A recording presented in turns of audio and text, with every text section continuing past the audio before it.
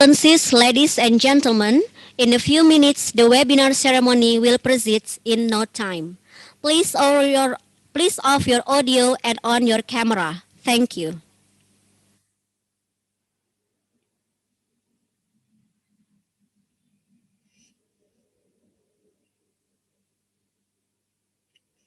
Once again, Excellencies, ladies and gentlemen, in a few minutes the webinar ceremony will proceed in no time.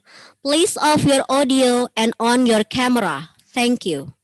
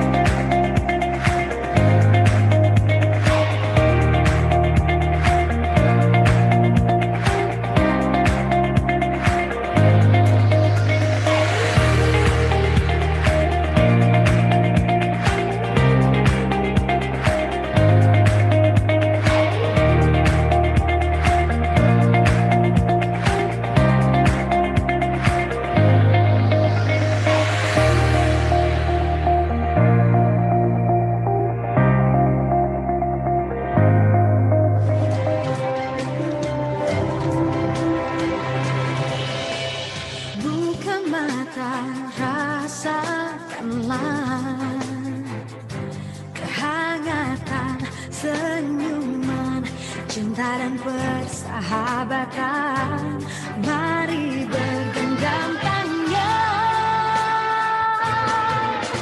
Beragam budaya begitu mengagumkan, keelokan alamnya, oh sungguh mempesona. Indahnya negeriku, ku cinta, aku terpana, pesona Indonesia.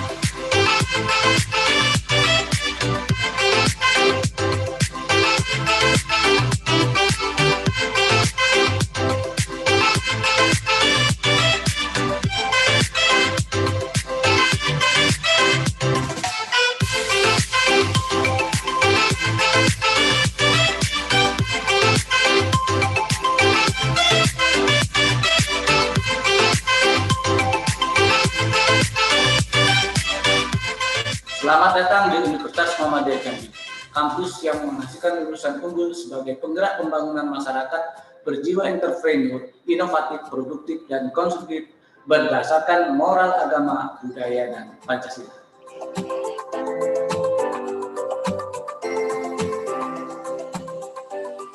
Adapun yang menjadi misi Universitas Muhammadiyah Jambi, yaitu yang pertama, menjadikan syiar Islam sebagai basis berpikir dan bertindak dalam merumuskan kegiatan pendidikan, penelitian, dan pengabdian untuk kesejahteraan masyarakat berdasarkan nilai-nilai keislaman, kemuhammadiyan, dan keindonesiaan.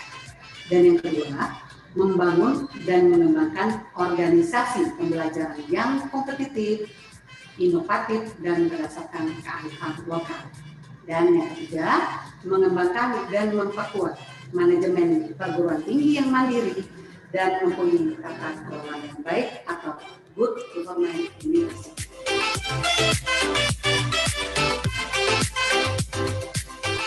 Untuk misi keempat, meningkatkan kesejahteraan segenap sivitas akademika yang bercirikan profesionalitas. Yang kelima, menyelenggarakan penelitian dengan prinsip berpikir ilmiah. Yang keenam, menyelenggarakan pengabdian masyarakat dengan prinsip kemaslahatan dan kesejahteraan masyarakat.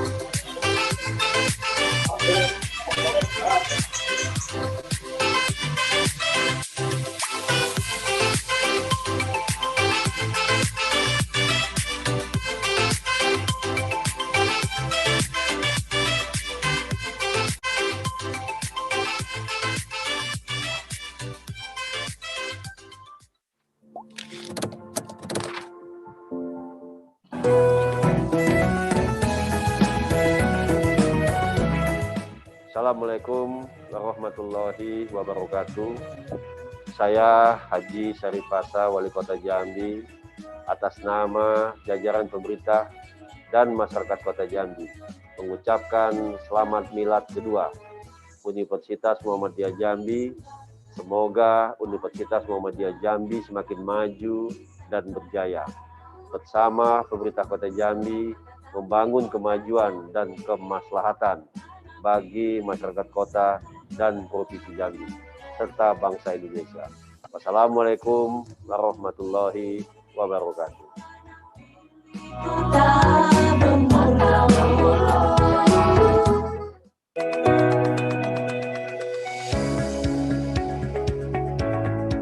Halo.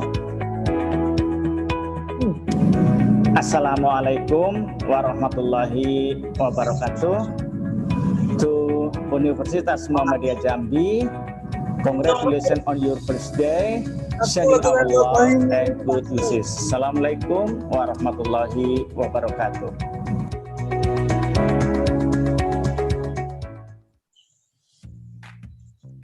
Assalamualaikum warahmatullahi wabarakatuh. Dear Rector, Vice Rectors, Deans, all academia and students of Universitas Muhammadiyah Jambi. On behalf of the Associations of International Offices of Muhammadiyah and Aisyah Higher Education in Indonesia, I would like to congratulate Universitas Muhammadiyah Jambi on its second anniversary. Considered as a young university, Universitas Muhammadiyah Jambi has tremendous vision for the modern times to speeding develop. We are glad we have Universitas Muhammadiyah Jambi as our important partner. The pandemic actually has brought us unprecedented challenges, but it will not stop our cooperations. I'm confident and believe that together we can overcome this huge challenge confronting the humankind. Once again, congratulations, and I look forward to visiting Universitas Muhammadiyah Jambi after the pandemic. Wassalamualaikum warahmatullahi wabarakatuh.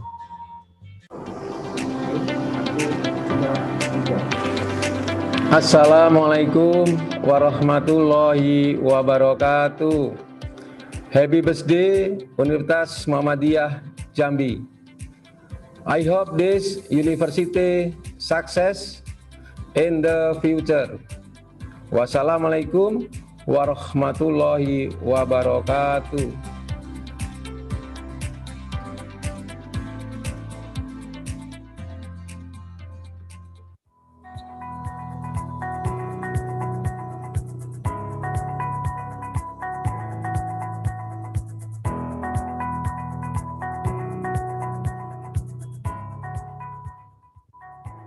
Assalamualaikum warahmatullahi wabarakatuh. Happy second Milad to University of Muhammadiyah Jambi. Hopefully it will be continue to be successfully and useful for the Indonesian state. A greeting from Institute Teknologi and Business Ahmad Yani Jakarta. Wassalamualaikum warahmatullahi wabarakatuh. Happy Milad.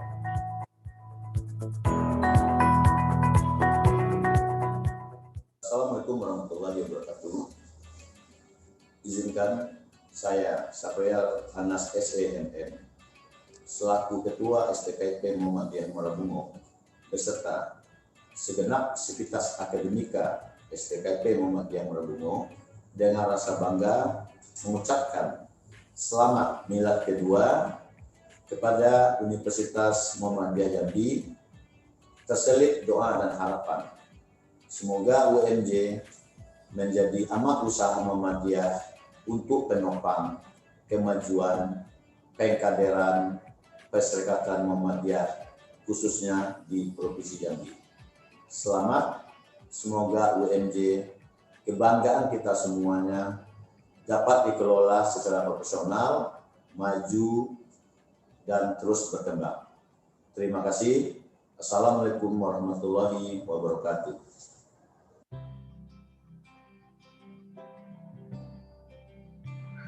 Assalamualaikum warahmatullahi wabarakatuh. Congratulations for second Natalis Universitas Muhammadiyah Jambi.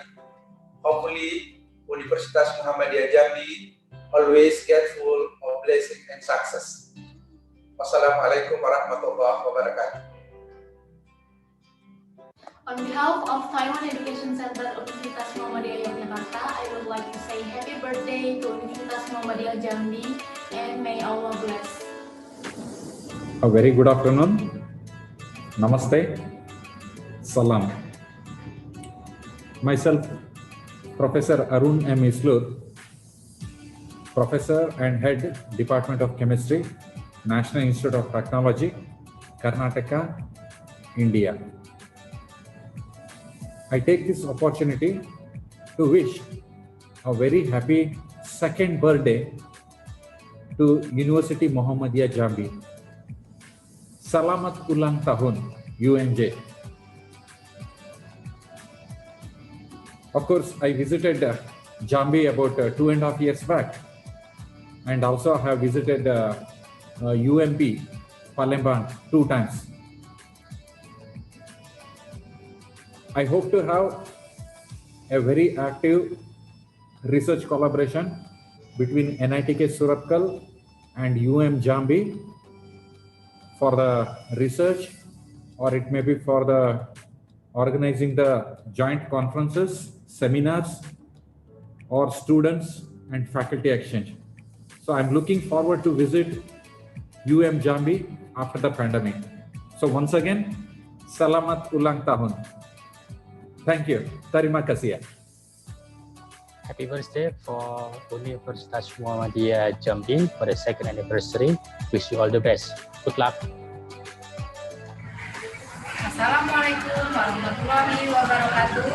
Kami atas nama Ketua Pimpinan Wilayah Nasatul Asia mengucapkan selamat milad yang kedua kepada Universitas Muhammadiyah Jambi. Semoga sukses selalu. Hello there, my name's Tom and I'm from the University of the West of England, Bristol. I'm just here today to wish a very happy birthday to the Universitas Muhammadiyah Jambi, based in Indonesia.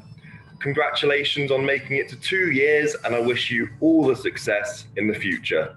See you soon. Hello, happy birthday, Universitas Muhammadiyah Jambi. God bless. Happy birthday, Universitas Muhammadiyah Jambi, Indonesia. I wish the university every success in the future.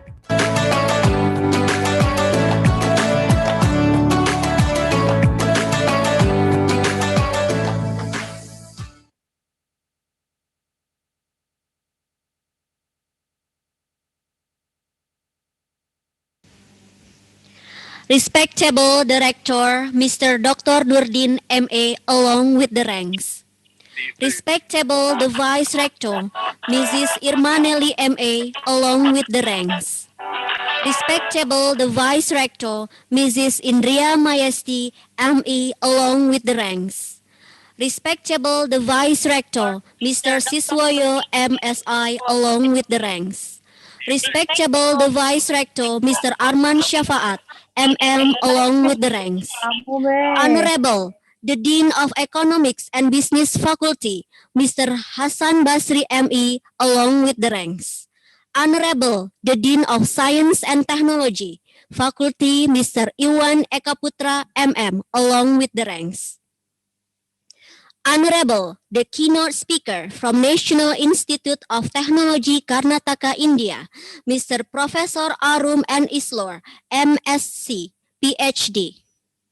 Honorable, the speaker from University of the West of England, Bristol, United Kingdom, Ms. Trifty Kurota Aini, MSc. Honorable, the speaker from Universitas Muhammadiyah Jambi, Indonesia, Mr. Hendra Kurniawan, MSI, and Mrs. Arniwita, MM. Honorable, our partnership, Professor Dr. Nafsiah Mohammed from University Teknologi Mara, Malaysia. Honorable, the partnership, National Institute of Technology, Karnataka, India.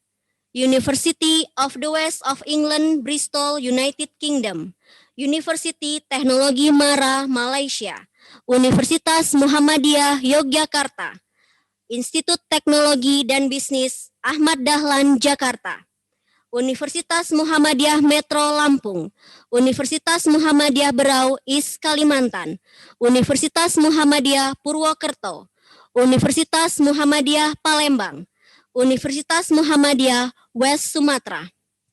Honorable all participants and all invited guests. First of all, please praise our God Allah, the most gracious, the most merciful, the creator and sustainer of the universe. Peace be upon Prophet Muhammad Sallallahu Alaihi Wasallam, the last messengers of Allah, who has guided human life from the distractions into the right way of Islam. Good afternoon, ladies and gentlemen. My name is Yorina Anduna Bansa. It's awesome and precious chance for me to be your master of ceremony in this afternoon.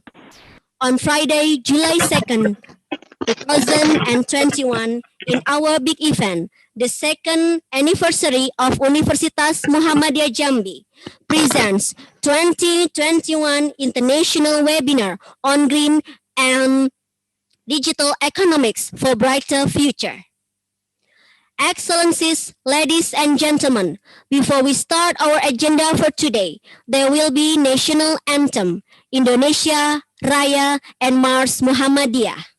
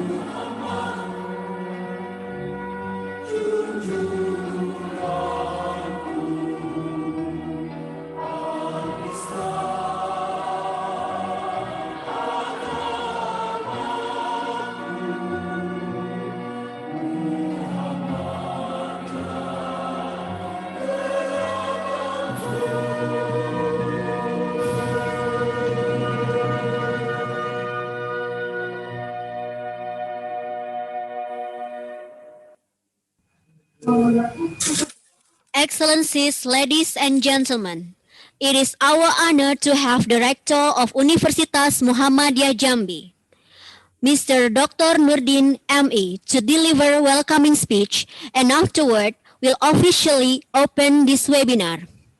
For Bapak Rektor, time is yours. Assalamualaikum warahmatullahi wabarakatuh. Waalaikumsalam warahmatullahi wabarakatuh. Yang saya hormati Profesor Arun M. Islor, MSc PhD, Ibu Tripti Kurotahaini MSc, Ibu Profesor Napsia, Bapak Hendra Kurniawan MSI, Ibu Arnilita SPDMM, seluruh panitia, seluruh partisipan dalam webinar internasional kali ini. Syukur Alhamdulillah kita panjatkan kehadirat Allah Subhanahu wa Ta'ala, karena pada saat kondisi pandemi saat ini kita masih bisa bertemu dalam sebuah webinar dalam rangka milad kedua Universitas Muhammadiyah Jambi yang bertepatan pada tanggal 17 Juni 2021 ini.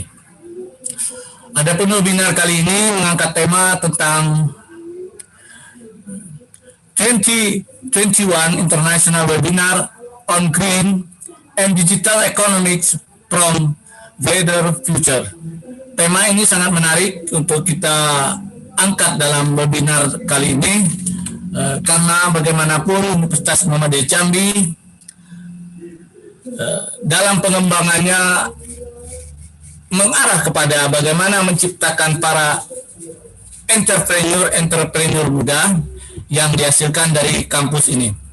Semoga dengan adanya webinar internasional kali ini kita dapat menambah pengetahuan dan literasi kita di dalam pengembangan jiwa entrepreneurship di kalangan mahasiswa sekalian. Bapak dan Ibu yang saya hormati, dalam kesempatan ini kami atas nama pimpinan Universitas Muhammadiyah Jambi mengucapkan terima kasih kepada rekan-rekan kita, kolega-kolega kita dalam pelaksanaan pensuksesan acara webinar kali ini. Pertama, kepada Majelis Dikti Bank PP Muhammadiyah yang tidak bosan-bosannya membantu kita, memberikan nasihat dan segala macamnya untuk pengembangan kampus UM Jambi ini. Kedua, untuk National Institute of Technology Karnataka India, University of the West England, University Teknologi Mara Malaysia, Universitas Muhammadiyah Yogyakarta, Universitas Muhammadiyah Purwokerto, Institut Teknologi dan Bisnis Ahmad Dahlan Jakarta, Universitas Muhammadiyah Metro Lampung, Universitas Muhammadiyah Berau Kalimantan Timur, Universitas Muhammadiyah Sumatera Barat, dan Universitas Muhammadiyah Palembang. Akhirnya, semoga webinar internasional kali ini dapat berjalan dengan lancar sebagaimana yang kita harapkan.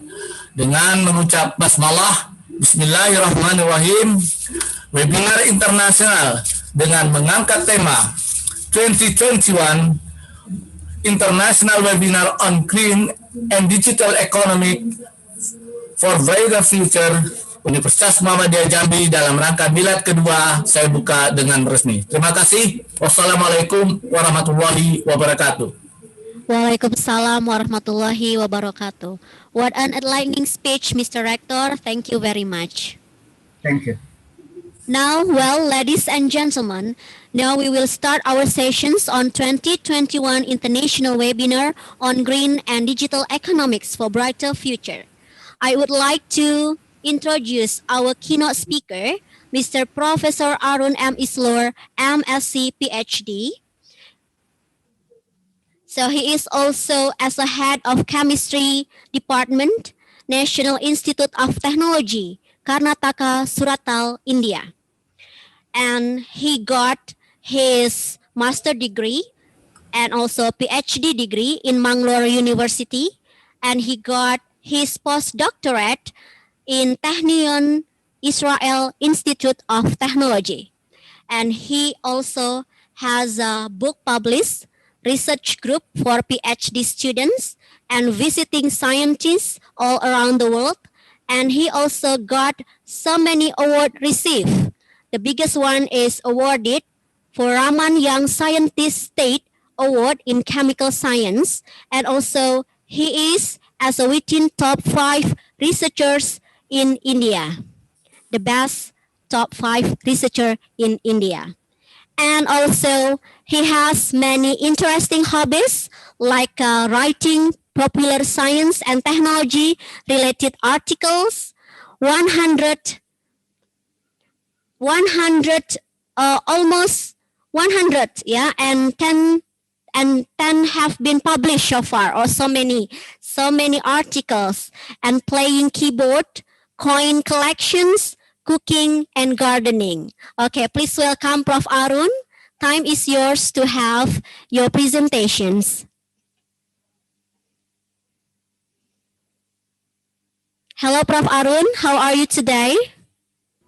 Thank you, Ms. Yorina, for this opportunity. Okay, nice to meet you, Prof. Arun. Terima kasih. Can I upload my slides now, Ms. Yorina? Okay, yes. Is the slides visible? Yeah, we shared the PowerPoint already. Have you seen? Yeah, this is visible, right? Okay. This is visible? Is it okay? Yes, okay. Okay. So once again, I take this opportunity to thank the organizers. A very good afternoon, Honorable Rector Dr. Nordin and the management of University Muhammadiyah Jambi for giving me this opportunity. I visited Jambi 2018, I guess, on some official assignment. Jambi is a very beautiful city. I liked it very much, and I hope to visit in future to have the research collaboration and joint student exchange, faculty exchange programs. For the next 13 or 14 minutes, I'm going to talk about from the academia perspective, the entrepreneurship national economy. Of course, my thanks to once again the rector, Dr. Nordin, and his of Jambi, who is coordinating and sending this invitation to me, and the director of NITK Surathkal, Professor Uma Maheshwar Rao, and the funding agencies of India like Department of Atomic Energy, Board for Research in Nuclear Sciences, Defense Research and Development Organization from Government of India, Department of Information Technology, Government of India, and Vision Group on Science and Technology, Government of Karnataka for the research funding, and to all my group members. Let me give a brief introduction about campus of NITK Surathkal. This is the only campus in, I can say, in Asian continent. This is the only campus which is having its own sea beach. So we have, when you visit NITK Surathkal, you can see the Arabian Sea on the western side of our campus. So this is our own private campus. This is our own private sea beach. And this is the main academic block of NITK Surathkal. And please don't look at this beautiful lady, the Aishwarya Rai. I hope you may be knowing. She was Miss Universe during 1993, Miss Universe. So I just wanted to show where NITK or Mangalore is located. Okay, so this is India map, and here the state called Karnataka. This is the state called Karnataka, and here is the Arabian Sea. I hope you can see this Mangalore. So we are exactly on the coastal seabed. And this beautiful lady, Mrs. Aishwarya Rai, she actually born in Mangalore, and then now she is in Bollywood, that is in Mumbai. Okay. And of course, as Jambi is famous for ikan bakar, richa richa, or many other very nice dishes, Mangalore is also special for kind of a ikan bakar, and ayam curry, and so many dishes. And I hope and I am welcoming you all to NITK Surathkal, that is to our campus. Yeah, what is this entrepreneurship? So if you search this word in the Google, so you can find different definitions. So an entrepreneur is an individual who creates a new business, bearing most of the risk and enjoying most of the rewards. And the process of setting up a business is known as entrepreneurship. And the entrepreneur is commonly seen as innovator, a source of new ideas, goods, services, and businesses or procedures. That means in a very simple way, the definition we can give it as the activity of setting up of a business or businesses taking on financial risk in the hope of a profit. So having this, you may ask me, why the entrepreneurship is required in universities? Because you'll see that at the later stage, by having the entrepreneurs in the academia, that is in the universities, it can directly help our country. It can directly help the nation to improve the economy of a country. I'm giving some of the examples to you. Before that, let me give some of the principle. I'll take some 1 or 2 minutes to mention the principles by a very famous successful entrepreneur in India, and who's the nothing but Mr. Ambani, Mr. Dhirubhai Ambani. So he left the country India at the age of 17. When he was a young boy, as early as about 17-year-old, he left the country, and his education was only 10th standard. He's not highly qualified. He's not an engineer or a diploma or anything. He's a normal person. He moved to Yemen. He worked there for 5 to 6 years in a plastic industry. Then at the age of 22 or 23, he came back to India again, and he started his business in a small room of 10 feet by 12 feet. 10 feet by 12 feet. In such a small room, he started his company. And now this company by name Reliance Industries. Reliance, it is the largest petrochemical industry in India. Not only that, now they are also into education. They are also in the telecommunication business. They are also in the many other electronic business and many other businesses. So his principles, it is very, very important for the every economic students.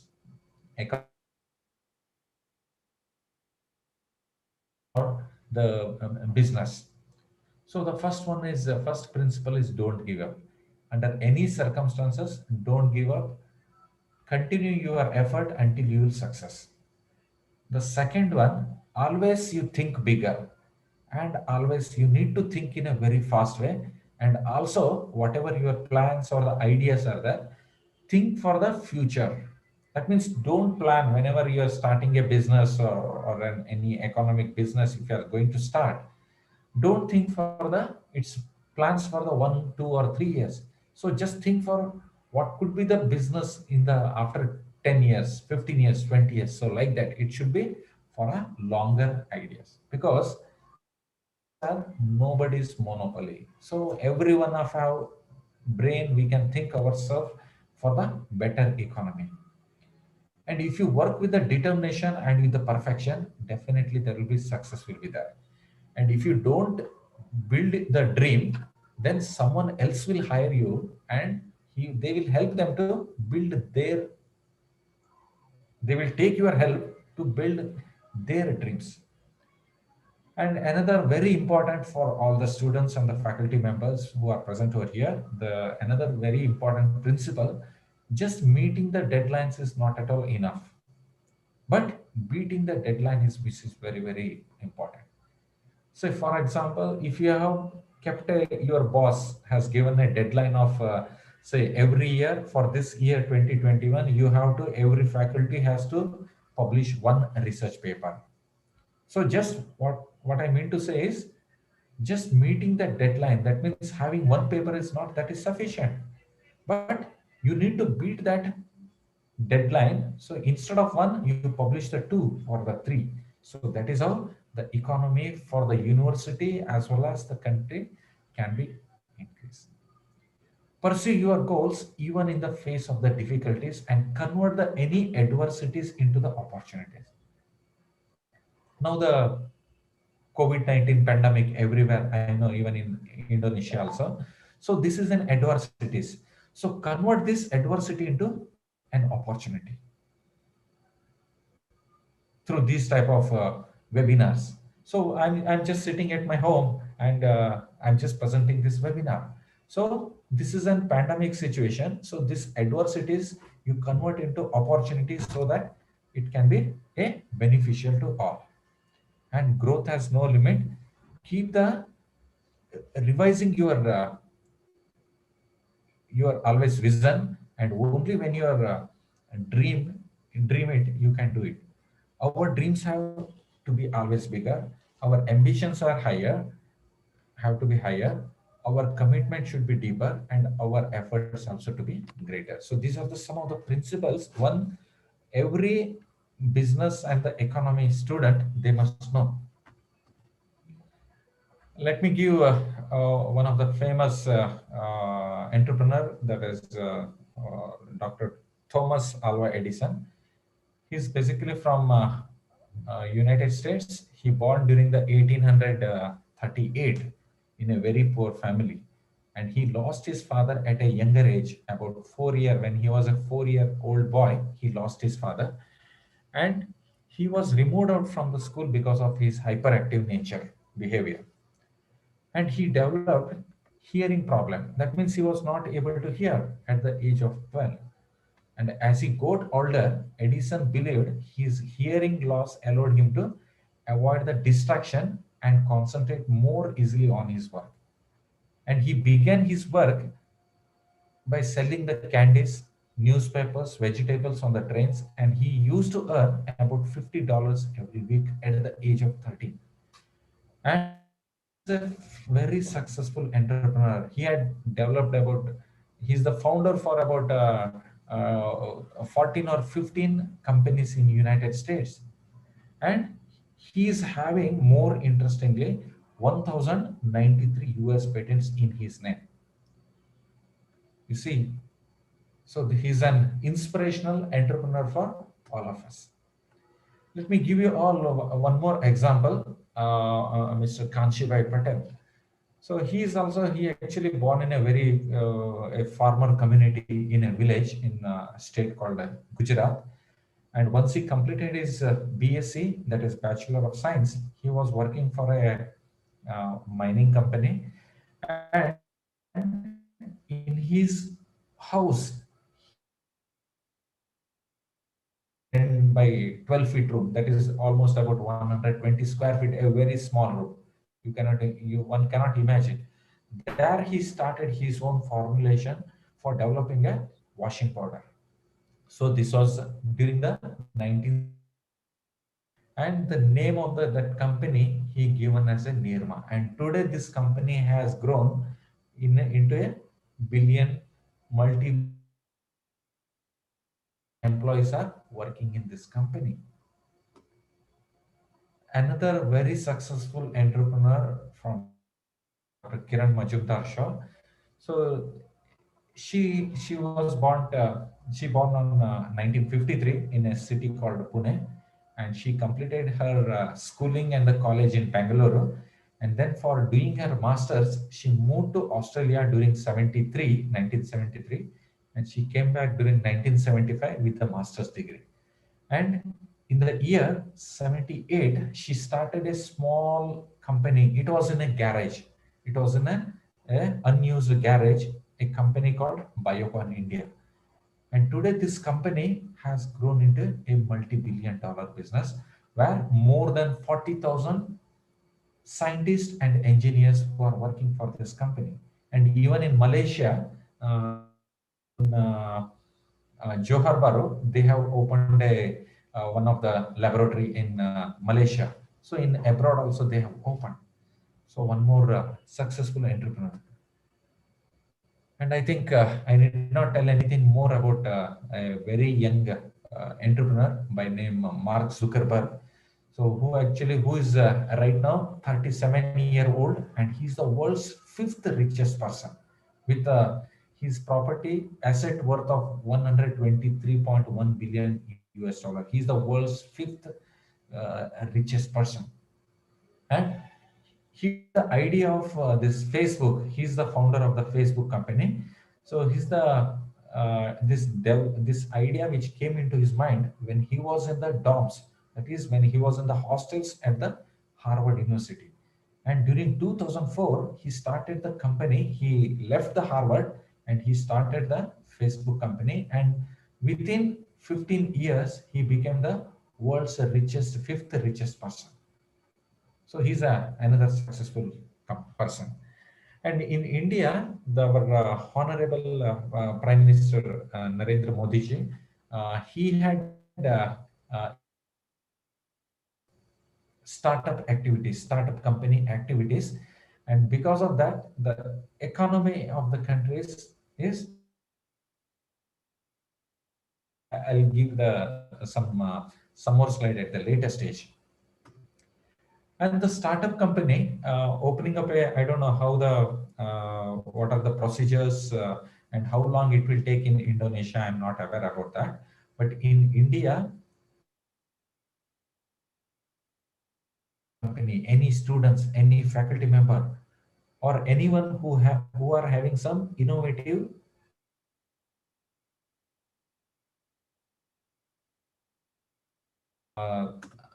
this company. So only it takes hardly about 15 to 20 minutes. One need to upload the documents, and then the application will be evaluated by a committee. Online application will be evaluated, and within days you can register a company. So this is the because of our government, and lots of students, the faculty members also came forward in different universities and for starting the startup companies.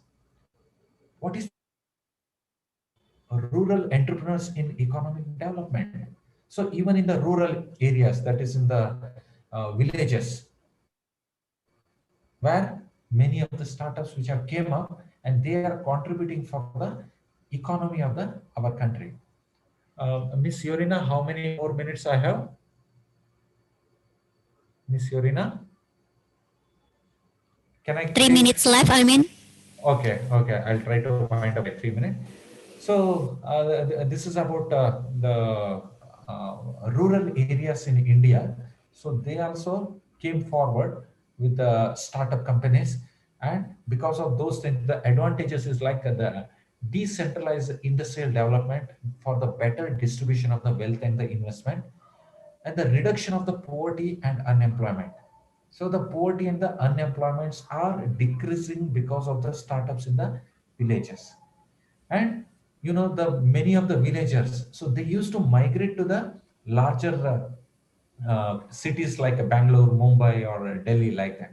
But because of the startups in the village, such migration is drastically coming up, and it helps for the capital formation, a balanced regional development of the country, and the promotion of the artistic activities.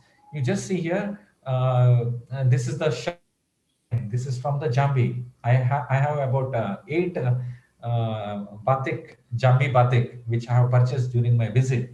So these could be which are in the rural areas in the Jambis.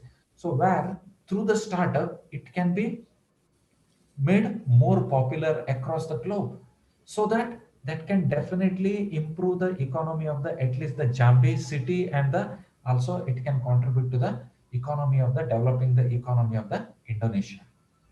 This is just one example I am giving, and it also improves it is improving the standards of the livelihood, proper utilization of the local resources, improvement in the per capita income, increase in the general employment, promotes the national and self-reliance, plant production will increase, it promotes the prosperity, and also it increases the foreign exchange earning through the exports. Just imagine in the Jambi, if there are more and more startup companies with the different innovative plannings, so more foreigners will visit, more dollars will, the funding will be flow into. That's how it is helping any nation to improve the economy. Here you just say I have the entrepreneurial activities across the different countries here, India as well as Indonesia also, and other countries, United Kingdom, South Korea have included.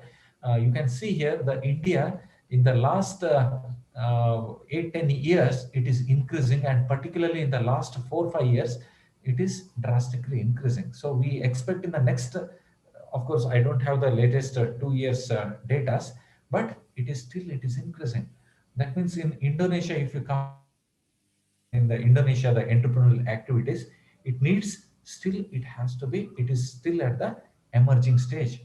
So there is scope for the improvements to include the startups. So what I can say is, in the Jambi, you can entrepreneur activities, you can initiate the entrepreneurial activities, and where many of the small industries which you could be, you can help them, your economy or your business departments, faculties, so they can help for developing the startup companies. And it will also help the advantages both for the students and the industry people. So the students of the Jambi, so they can get the projects, or they can get the work experience in those industries. And that there is a cross-campus collaboration. So the industry people, they can come, even maybe from the multinational, they can come to the University Jambi to open the startup companies, and they will help that's how the collaboration can be handled. Or the faculties from other universities, other people, they can come and they can interact with the startup companies which are present in your campus. So there is a mentorship programs also possible, and dedicated workspace, and as a resources for the future. So these are the mutual benefits, thereby the academia and the startups which can be had. So with this, I think I have taken one more extra minute. So I take this opportunity to thank once again to the Honorable Rector, Dr. Professor Nurdin and his team, as well as a special thanks to Ms. Yorina Bansal for giving this opportunity. And I hope to visit in future, once the pandemic is over, I hope to visit the Jambi for research collaboration. With Muhammadiyah Palembang, I'm already having some research collaboration. We have jointly published some papers also. And also I'm taking this opportunity to invite the Honorable Rector, Dr. Nurdin, to National Institute of Technology, Karnataka, along with your team. Thank you so much. Tarima kasih. Over to Ms. Yorina. Thank you. Okay. Thank you very, very much, Prof. Arun Islor, for welcoming to our campus. And there are some words that I really love too in your presentations. It is about growth has no limit. Keep revising your visions. It is very nice word. And about role of rural entrepreneurs in economic development. It is fixed with our city new days, and also cross-campus collaborations and mentorship programs. Okay, thank you very much, Prof. Arun. And for next speakers, this is very beautiful lady, and she is Miss Trifty Kurota Aini, SEMSC. Let me introduce you. And he is also a provisional communications who mastering public speaking, interpersonal and presenting skills. So he works about journalists for around 10 years, and he also has background in presenting, news broadcasting, reporting, and also researching. And he also complete her master degree in communications, and now she is as country manager of University of the West of Bristol, United Kingdom, and she responsible to manage the university needs in Indonesia. She also support Indonesian students who want to pursue higher educations in England, and she also worked in Sarita Jaya, Indonesia, in some national TV, like maybe you all familiar with this TV, SCTV, E-News TV, Metro TV, Trans TV, Trans 7, and also TVRI. So, and she also studied in Northumbria University, Newcastle upon Tyne, United Kingdom, and yeah, so many picture here. Very interesting and very awesome. She is Miss Thrifty. Time is yours to present your PowerPoint. Okay, thank you, Miss Yorina. Assalamualaikum warahmatullahi wabarakatuh. Thank you for having me as the speaker at international webinar with green and digital economics for the brighter future as the topic. So everyone, I'm Trifty Kurota, the Indonesia country manager for the University of the West of England in Bristol City in United Kingdom. If you're not familiar with Bristol City, it's actually next to London. So you can go to Bristol by bus, 90 minutes from London. And I feel honored to be here, and I wish happy birthday for Universitas Muhammadiyah Jambi. I wish you all the best and the success in the future. So ladies and gentlemen, in this good opportunity, I'm going to share some knowledge about the importance of digital economics. Would you please to share my slide, the committee, please? Slide, yeah. Okay. Okay, Miss. Okay. Yeah. Okay. Yeah, I would like to share a little bit about the importance of digital economics based on our topic today, the green and digital economics for the brighter future. Maybe the next slide. Next. Okay. So digital economy is actually developing worldwide. And digital economy is the most important driver of innovation and growth in our life. So my question is, how does digital economy transform our lives? I would like to explain more about it in the next slide. Next. Okay, as you can see on the screen, on your screen, there's a pyramid. And we're going to talk about the elements of digital economy. So to get the desired outcome of the successful digital economy, we should have some elements or foundation of the thriving economic ecosystem.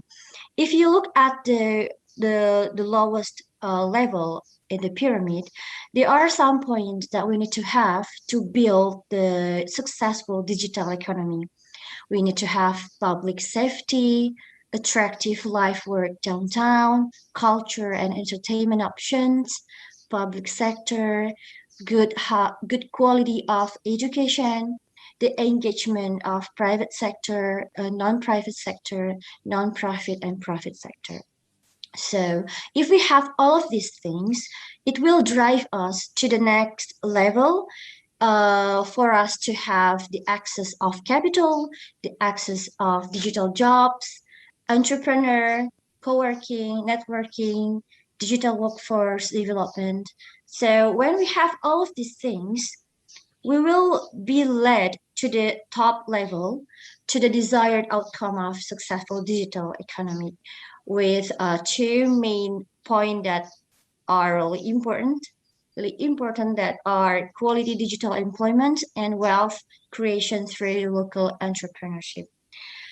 So these are the scheme how to build the digital economy, the successful digital economy. So the main point is we need to have the key elements to build the desired outcome of the successful digital economy.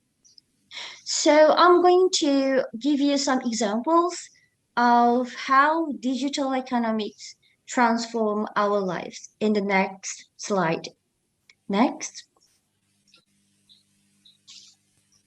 Okay, on your screen, you see there are 8 examples of how technology helps us to change our life, to transform our life to be more efficient, and so many innovation here. But for the time efficiency, I think I will explain 3 of these 8 examples. So let's have a look to the Uber. I'm pretty sure that everyone here knows what is Uber. Uber is really well known in the UK, but maybe in Indonesia we use Grab or Gojek to order taxi or food. But in the UK, people use Uber to order taxi or even food. So here is the example of the successful digital economy. Uber company, they don't really have cars. They don't have taxis to run transportation business, but they use someone else's cars as their taxi. So that's one of the, example how technology help us to build digital economy. And Airbnb is really famous in the UK as well, but maybe in Indonesia, Red Doors, Airy are more familiar for Indonesians, but people in the UK use Airbnb application to rent rooms, to rent houses. So basically, this company, they don't really have real houses. They don't really have real estate to run property business, but they use someone else's houses to run this business. So what I mean is like nowadays with the good technology, we don't really need to have the property to run the business. We only need the technology and something like that. And also, if you look at the Netflix, they don't really have the cinemas. They don't really have the rooms, cinemas to for the viewers. But Netflix can be the world's largest movie house, and they let everyone watches a movie at their home. So that's how the successful digital economy is run in our daily life right now. And Facebook is also very famous for everyone all around the world. They don't actually post any content, but they let us post content, but they get money from it. That's how digital economy works. Okay, next slide.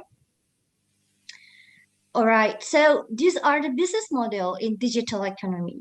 The model in digital economy could be high frequency trading, could be networking platform, could be e-commerce.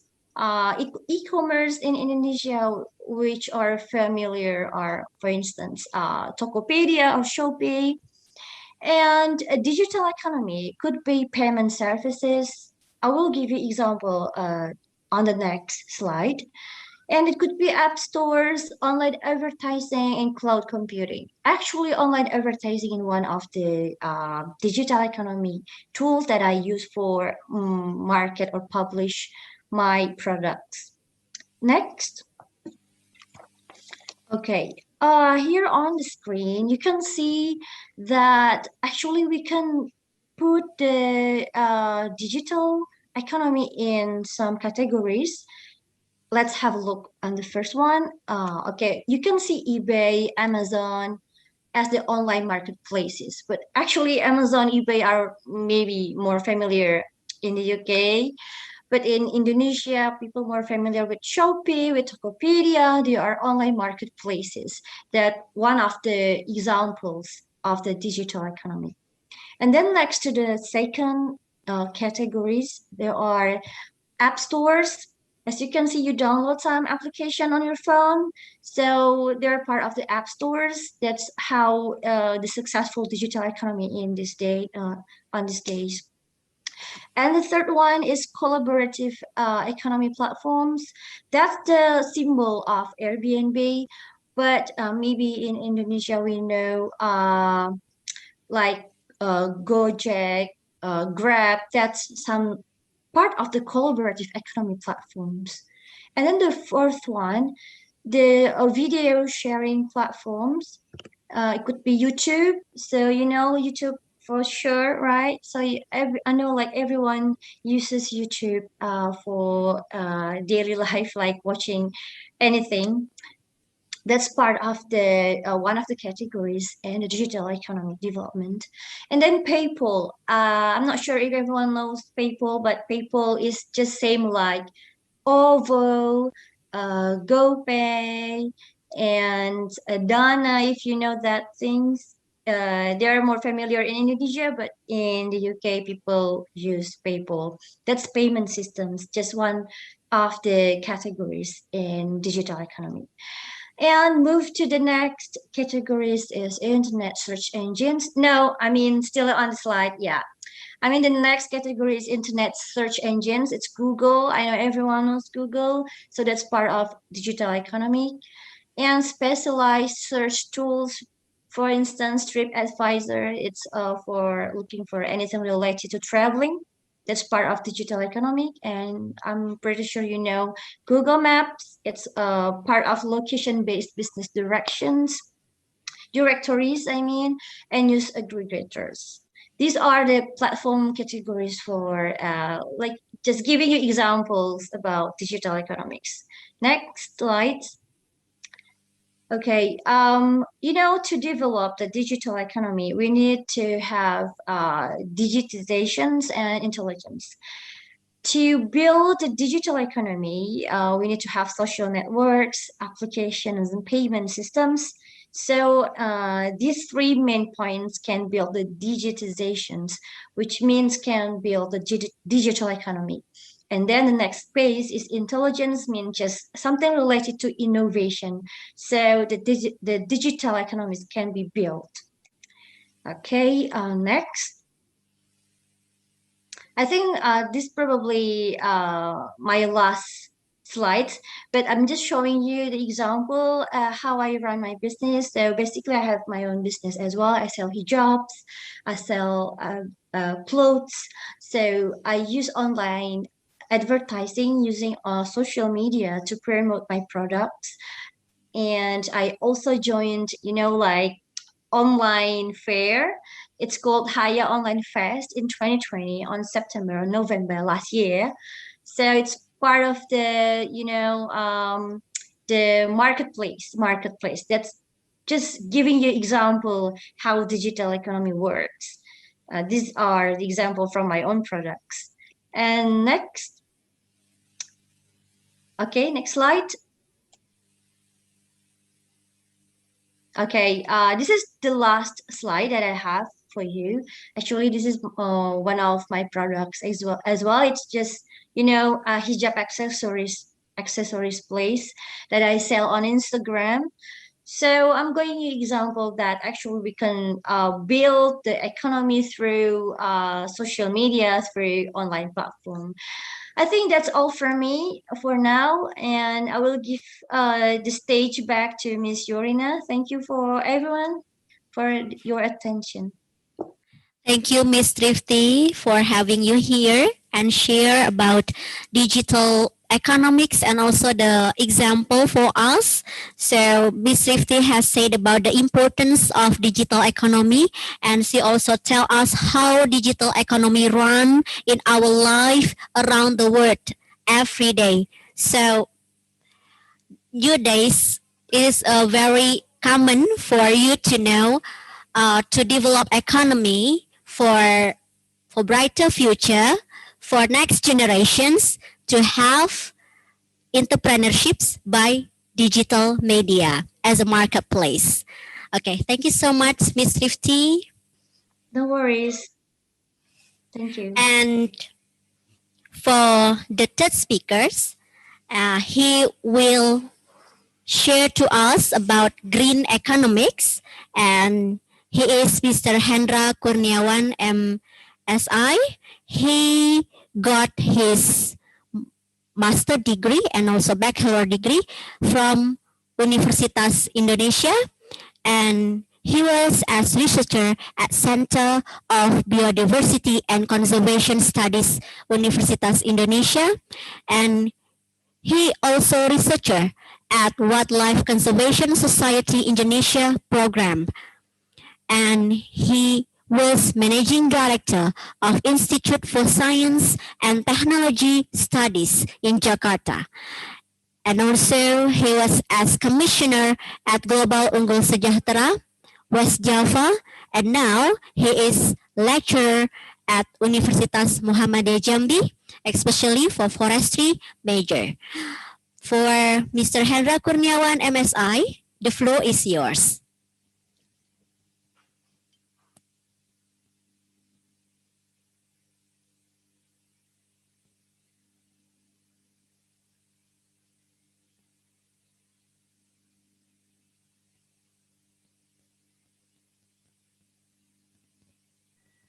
Okay, thanks, Ms. Yorin. Assalamualaikum warahmatullahi wabarakatuh. Waalaikumsalam warahmatullahi wabarakatuh. Okay, first of all, let's pray and thanks to our God who has given us these mercies and blessing us so we can attend in this webinar without any trouble and obstacles. Secondly, my salawat and salam are always be delivered to our Prophet Muhammad SAW, who has guided us from the darkness to the brightness in this world as well as in the next world.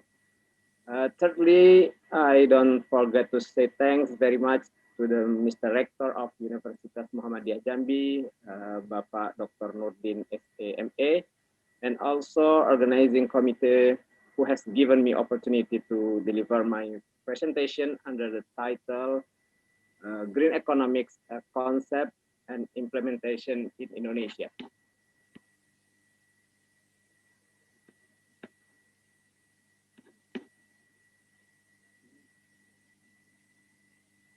Would you like to share the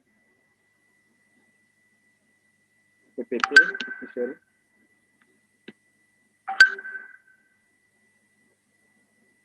Okay.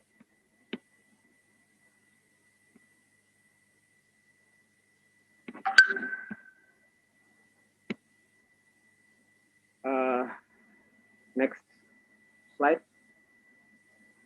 Okay. Before delivering the presentation material about the green economy, I would like to invite all participants to look at this picture and reflect on it. Air pollution, deforestation, plastic waste, traffic jam, poverty and slum housing, and liquid waste that pollute river. That's what the Earth is facing right now. Like it or not, the world is facing a serious threat in the form of climate change, which is exacerbated by the COVID-19 pandemic, which has yet to be cleared. Therefore, unusual ways are needed in effort to develop green economy through green development at the wider global world level. Okay, next slide.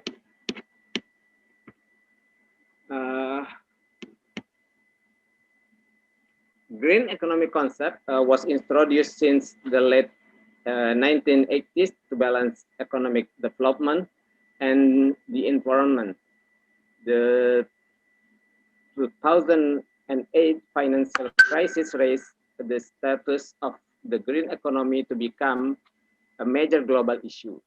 Industrialized or developed countries must follow the new agreed policies, namely a focus on job creation and economic stimulus for large-scale investment in renewable energy and other green industries.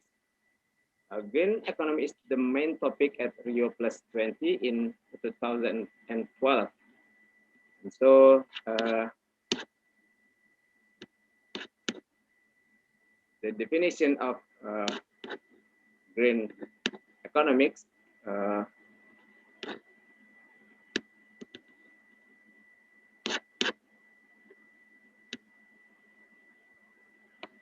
in the slide. Okay, development that concerns not only narrow formal economy, but also see a wider perspective of development, social resources economy, natural resources economy. Towards sustainable development meets the need of the present without compromising the ability of future generations to meet their own needs. Development must be economically viable, socially just, and environmentally sound. That's a green economy. Next. Next slide.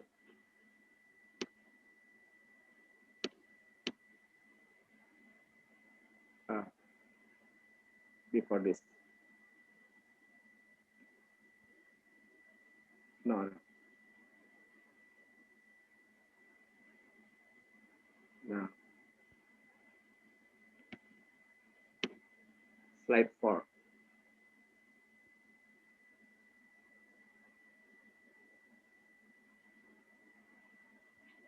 Okay. Okay.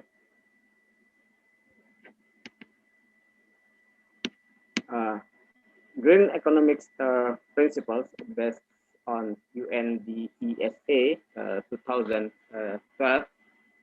There are 3 topics: economic, environmental, and social.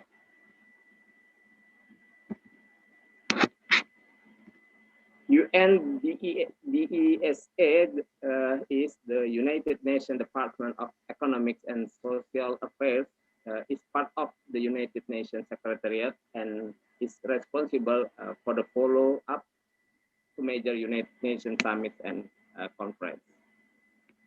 Next.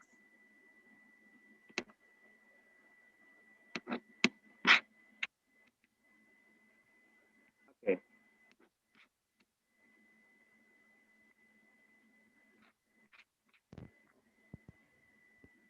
Global policy milestone and consensus decision. There are 3 milestones.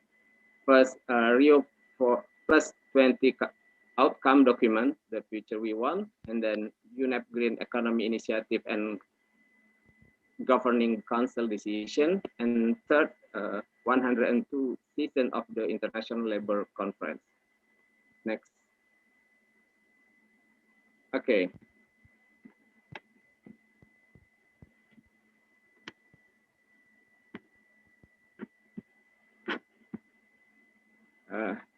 This figure explains to us about the concept of green economy. In the figure found, there are 3 sets. First set, economic development, and second set, environmental sustainability, and third set, social development. These 3 sets produce intersection of set is an inclusive green economy that can reduce poverty and inequality and sustain inclusive growth. In essence, there are 3 important things that contribute to the green economy, namely poverty eradication, environmental sustainability, and inclusiveness of the society. Okay, next.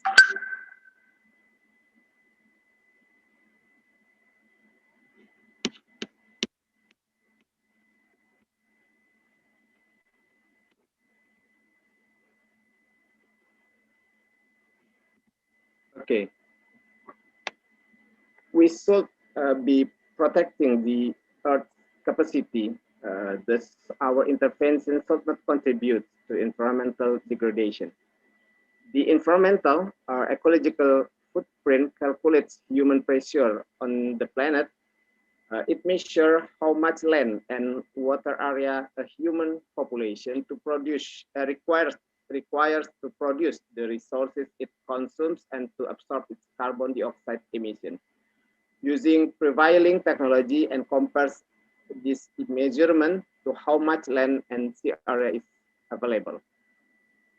Since the 1970s, humanity has been in ecological overshoot with annual demand on resources exceeding what Earth can regenerate each year.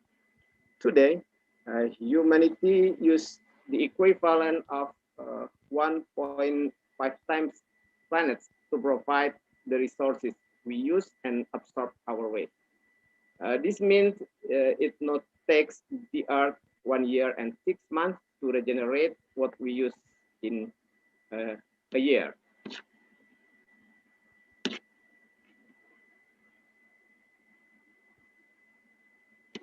By 2030, we will need 2 times based on moderate business as usual scenario. Next.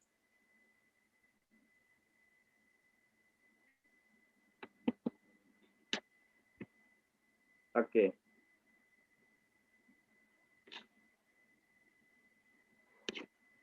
Why do we need a green economy? A rationale for action. 3 degrees Celsius or more rise in temperature by the end of the century due to doubling of greenhouse gases emission by 2050 under business as usual. And then 60% of ecosystems damaged are being used unsustainably. And then 2 to 3 billion additional middle class consumers by 2030. And then 140 billion tons of global extraction of natural resources if consumption stay at current developed countries rate.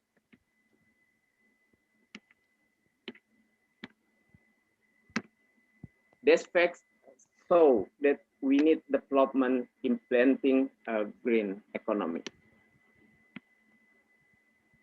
Okay, next.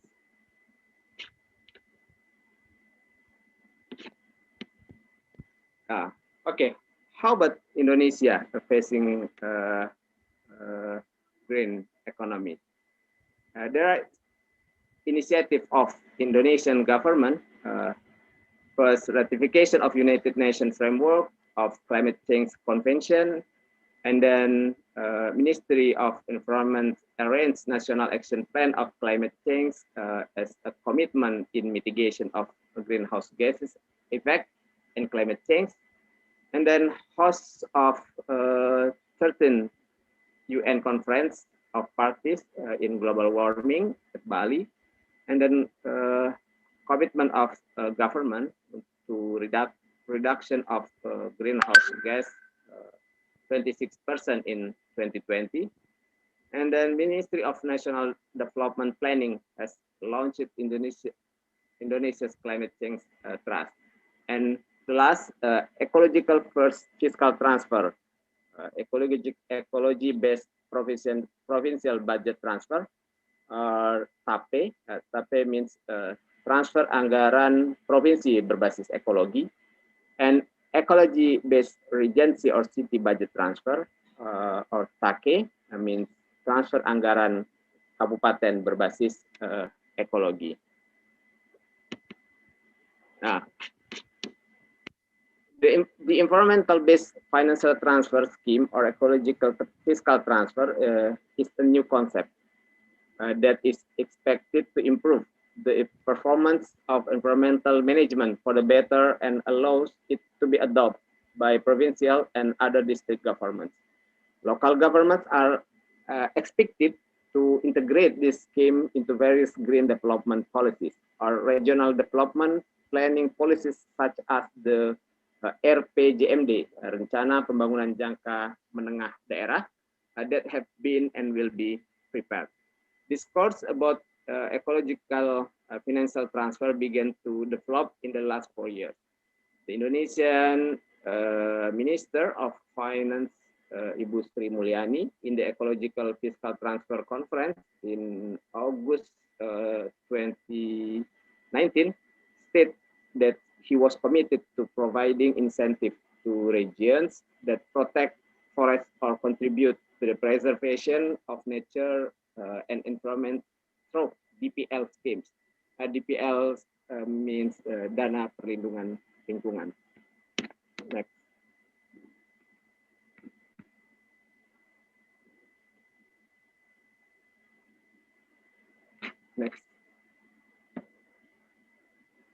Next slide.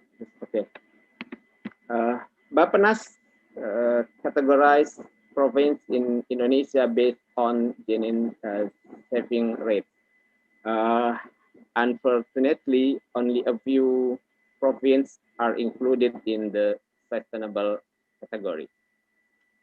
The green economy should be a great strength of the Indonesian economy in the future.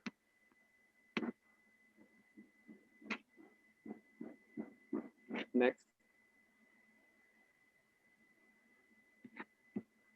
Okay, former President of Republic of Indonesia, Bapak Susilo Bambang Yudhoyono said, the global financial crisis has shown that the current model of development was not in line with global needs and needed redesigning to promote sustainable livelihood. Next.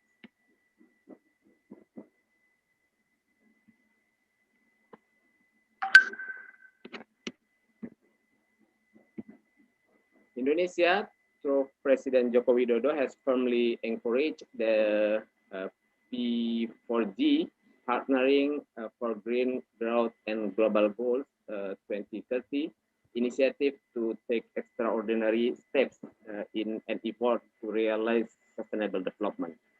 The threat of climate change and the COVID-19 pandemic reminds all countries to be more serious in developing sustainable, inclusive, and resilient development. Next. Okay. Finally, I want to say that green economy and digital economy go together towards sustainable development. Okay, that's all from me. If you found many mistakes, please forgive me. Thank you very much for your attention. And the last I say, fastabiqul khairat. Assalamualaikum warahmatullahi wabarakatuh. Waalaikumsalam warahmatullahi wabarakatuh. Yes, the green economy, green product must be strengthened that we can complete for the global market. Yeah, it's complete our topic today. And the last speaker is for Mrs. Arniwita MM. Let me to introduce her. She is the head of Career Center of Universitas Muhammadiyah Jambi, and also there are so many organizations you follow. Is it about Ikatan Sarjana Ekonomi Indonesia, Forum Pemberdayaan Perempuan Indonesia, Forum Komunikasi Mahasiswa Provinsi Jambi, Asosiasi Ilmuwan Manajemen Indonesia, dan anggota Asosiasi Akademisi Pendamping BUMDes Indonesia. For Mrs. Arniwita MM, she also the lecturer of Economic and Business Faculty from Universitas Muhammadiyah Jambi, especially in management major. For Mrs. Arniwita, time is yours.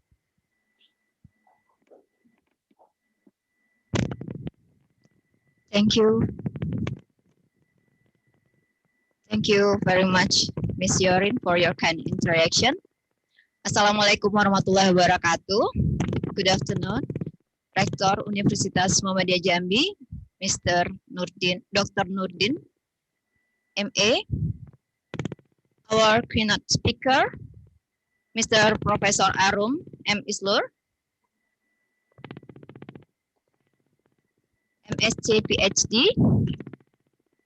Our cute moderator, Ms. Yorin, we say Yorina Angguna Basa, and our pretty speaker, Ms. Trinity Kurota Aini, MSc And my partner in crime, I said it, Mr. Hendra Kurniawan, MSc.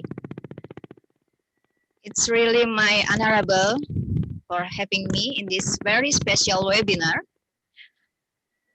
I don't have any better welcoming remark, but just want to say thank you to all my friends, all lecturer in Universitas Muhammadiyah Jambi, my student, and everyone here for making a time to attend this webinar and this opportunity.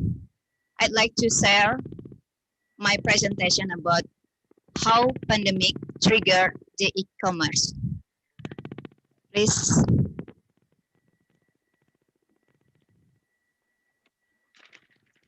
Okay, this is my presentation. The topic is about e-commerce in this pandemic. Amid slowing economic activity, COVID-19 has led to surge in e-commerce. Not yet. And accelerate digital transformation. As we know, as lockdown became the new normal, business and customer increasingly went digital, providing and purchasing more goods and services online. Okay, in this presentation, I have 3 topics that we could be shared. The first one is about the impact of COVID-19 toward e-commerce. The second one is what is e-commerce itself. And the last one is e-commerce contribution to the digital economy. Okay, for the first topic, the impact of the COVID-19 toward e-commerce. As we know, since early 2020, COVID-19 pandemic has forced physical distancing, measured by decree by government and leading to consumer non-critical brick and mortar stores.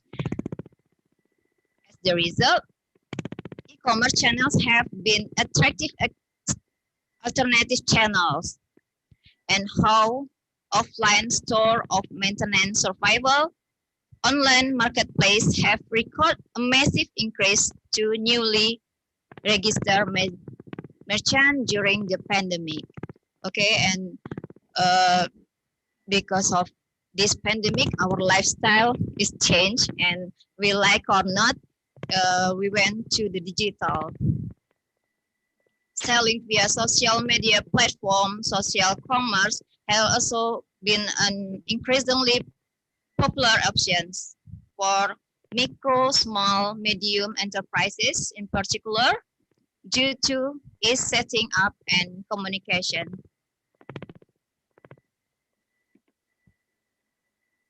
Okay, the next.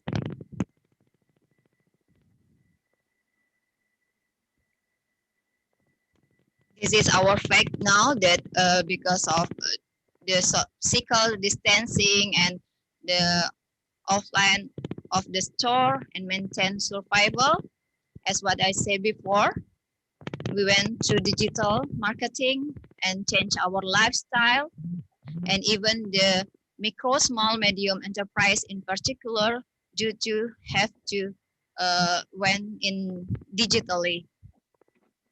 Okay, next.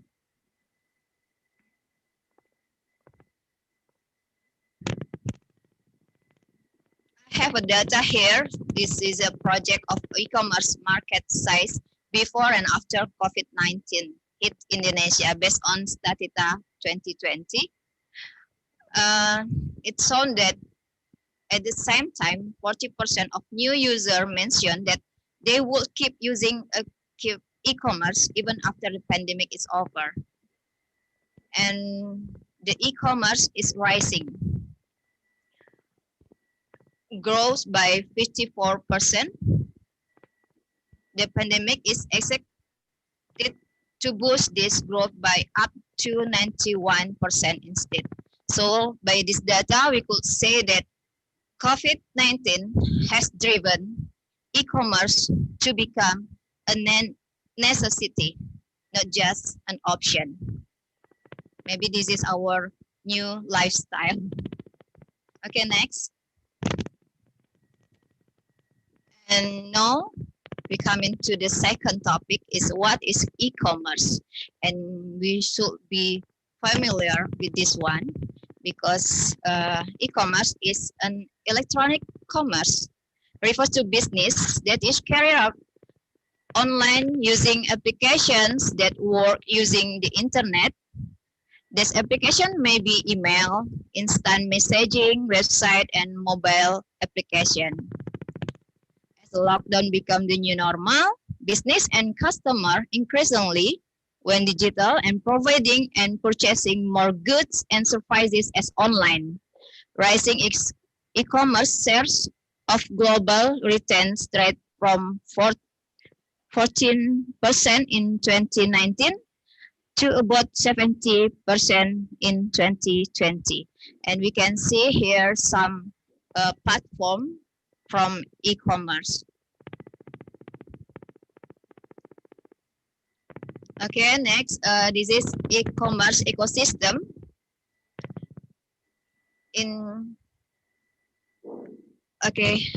We postpone for Azan in a minute. Because of Azan Asar here, so we have to postpone our presentations from Mrs. Arniwita.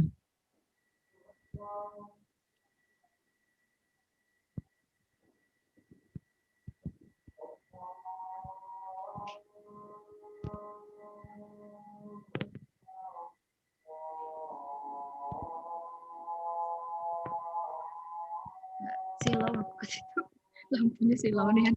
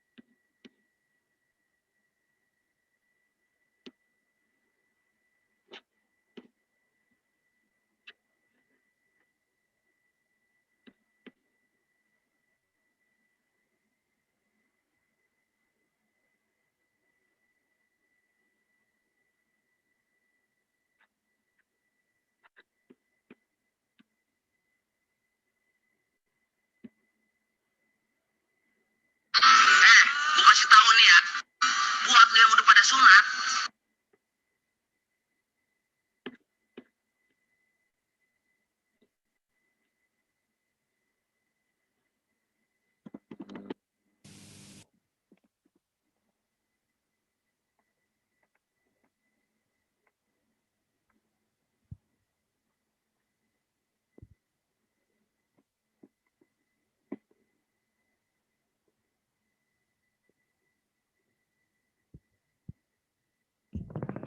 Okay, so please to Mrs. Arniwita to continue your presentation.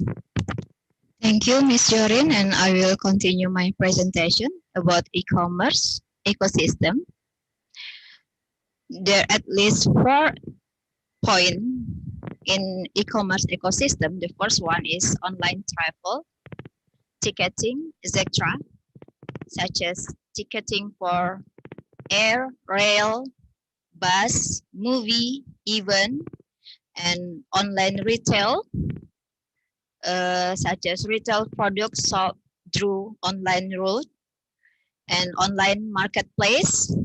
There are platforms where sellers and buyers transact online, and online deals. This is a deal purchased online. Redemption may or may not happen online. And there are 3 types of e-commerce.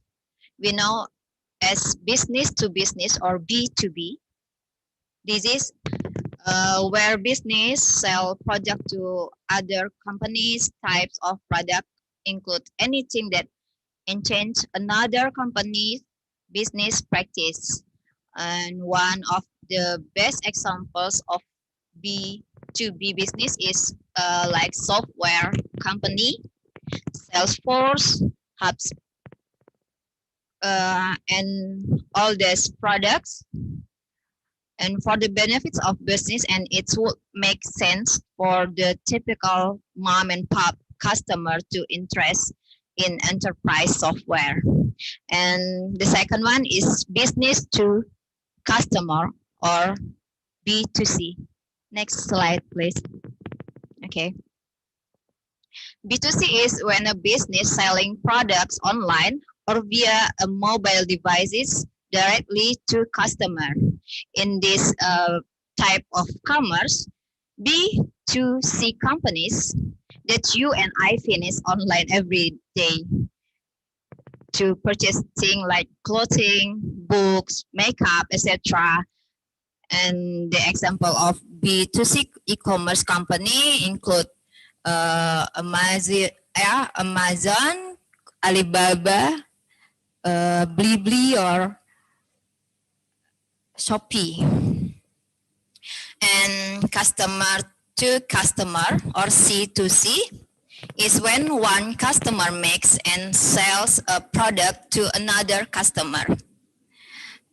This is one customer may use a platform like Amazon, Etsy, eBay, or sell product to another customer. Okay, next.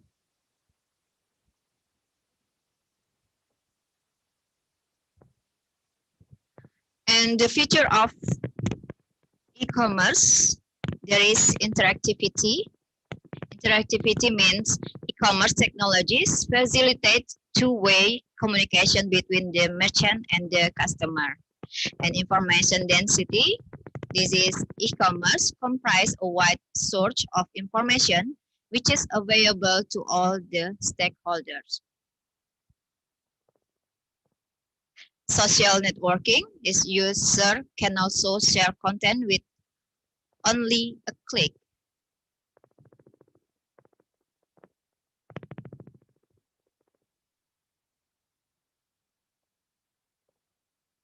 Ubiquity refers to the quality of being available everywhere. And global connect, e-commerce effortless goes beyond traditional, cultural, and national boundaries and allows companies to access customers across the globe. Universal standards is technical standards of the internet and therefore of conducting a commerce. Okay, next.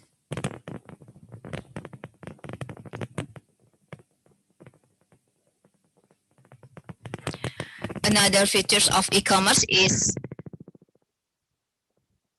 interactivity.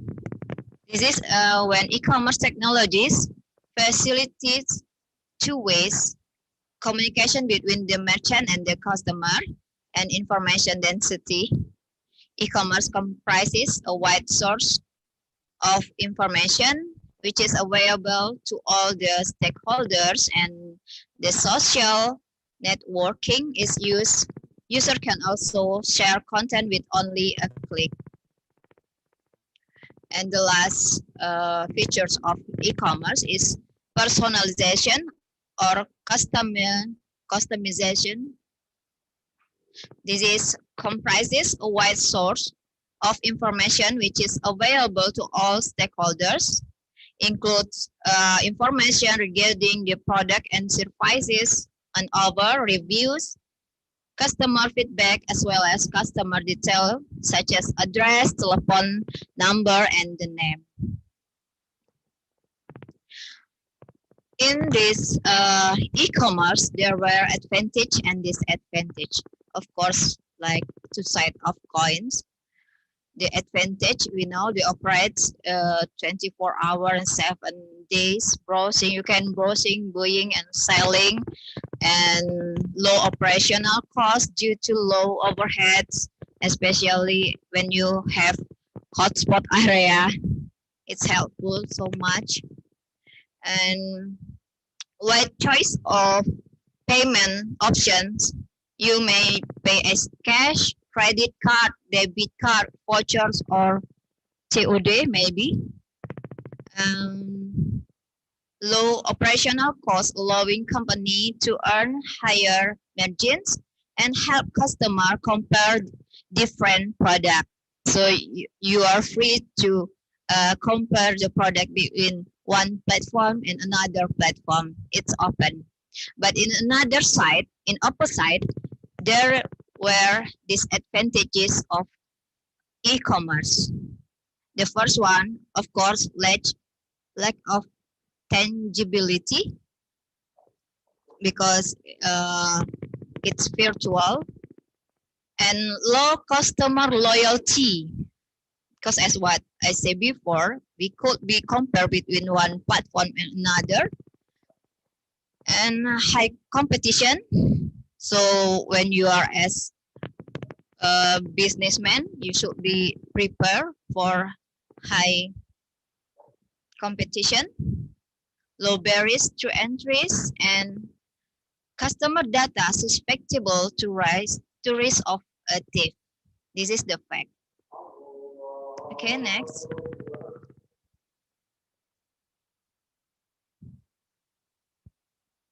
Then how e-commerce contributes in digital economic? According to Google's 2019 report, e-commerce contribute 21 billion US dollar to Indonesia's digital economy in 2019.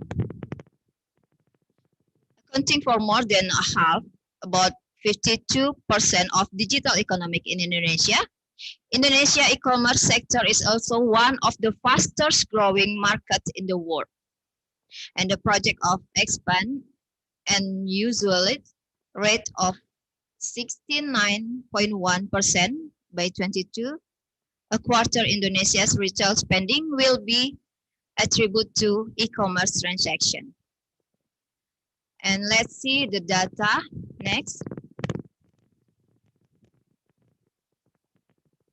Next slide, please. This is the data about e-commerce sales by country from 2021. A search from eMarketer. We could see China is the top one for e-commerce, followed by United States and United Kingdom for the big three. Okay, next. And this is the top online shopping categories worldwide in 2021. We could see here, if we see the data, the top one is fashion. The second one is toys, hobby, and the IV. Electronic and media, food and personal care. And we could see here in 3 top shopping categories is related on woman. And maybe we could say this is the power of mama. For fashion, toys, hobbies, electronic media. So just say thank you to mama. Because if mama buying in Shopee, so your life will be end. And it's help our economy. And e-commerce rating in Indonesia, search in Statistika. There were so many platforms. Next, please.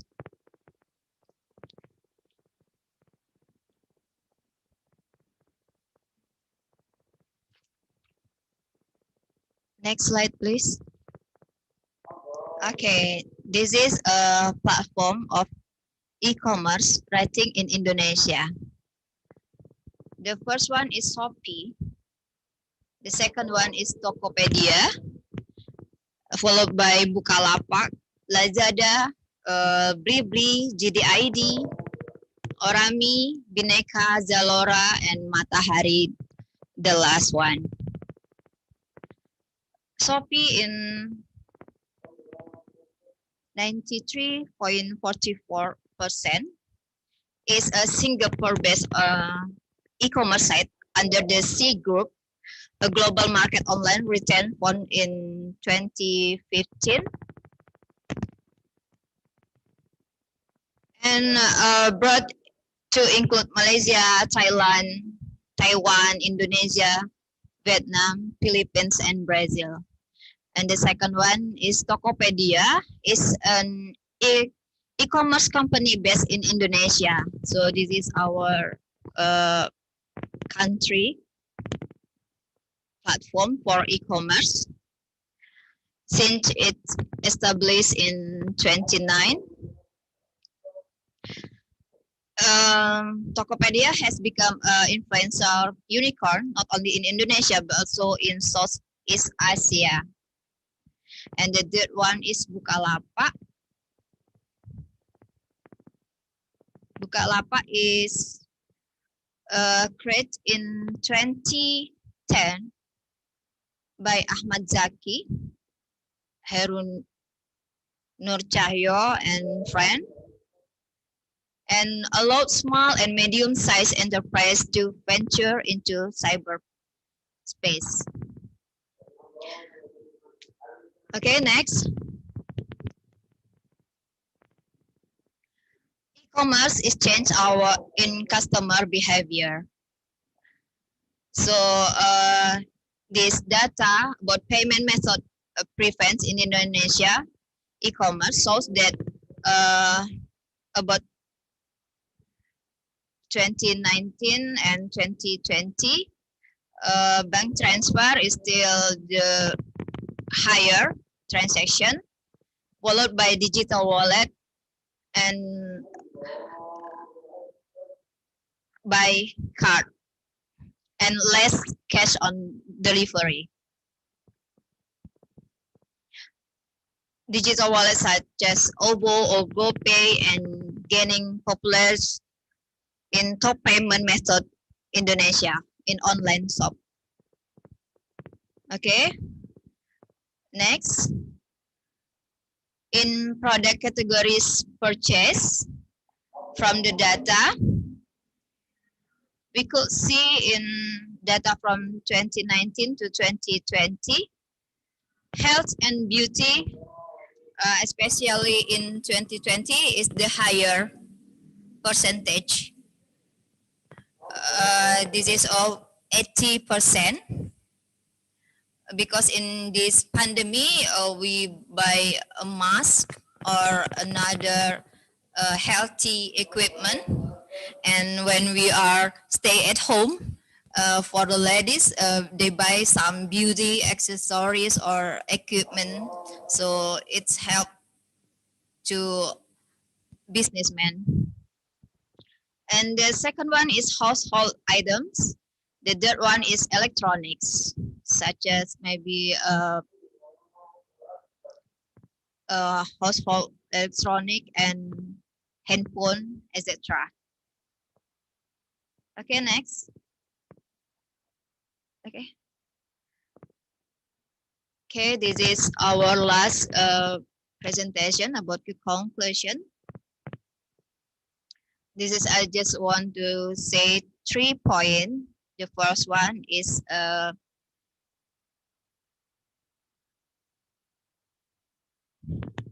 in this pandemic, driving digital purchase and is becoming more urgent.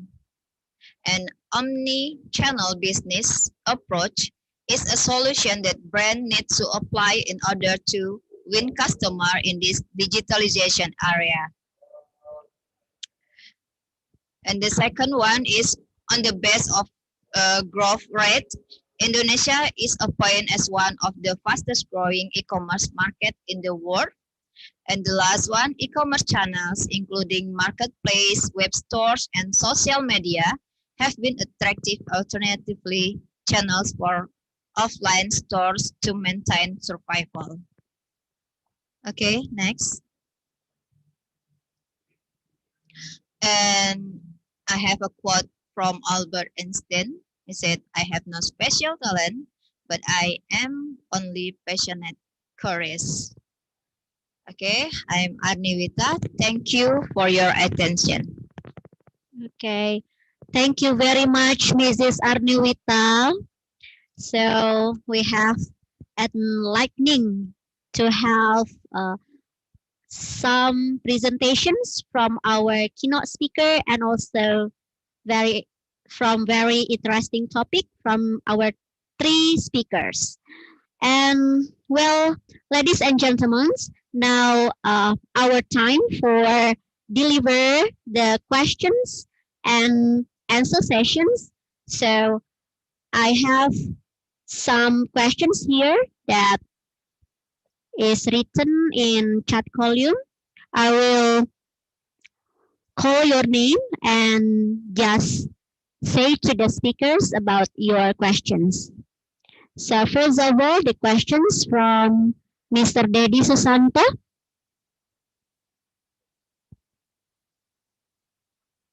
Mr. Dedi Susanto.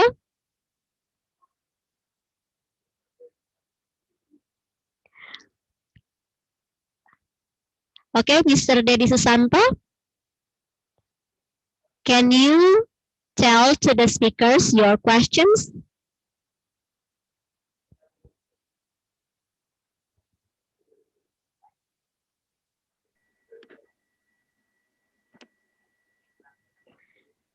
Okay, his questions is to Mr. Hendra Kurniawan. The question is, what does socially inclusive means? Okay. Yeah, and the second questions from Mrs. Faradila. The question is for Mr. Professor Arun. The question is, what policies has the Indian government take to promote entrepreneurship during the pandemic? Do you get the questions, Prof? Yes, Yorina. Yeah. Okay. And the third questions from Mr. Ikro Wirata. Mr. Ikro, can you speak up your questions? Yes, Miss. Okay, thank you. Time is yours. Great, Miss.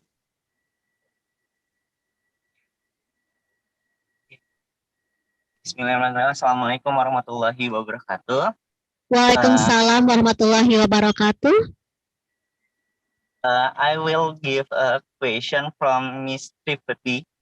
The question is, how about the digital economic in the UK support the halal lifestyle in UK? Because we know that the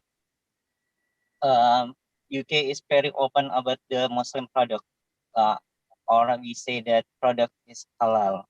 And the last question is, would you collaborate with me or with my team about the research in economic digital in UK and between in Indonesia? I think that's my question. Okay, do you get the question, Miss Trifty? Yes, I do. Should I answer now or later? Later. Okay. Okay. And the next question from Nur Harifin. Nur Harifin, can you tell your questions?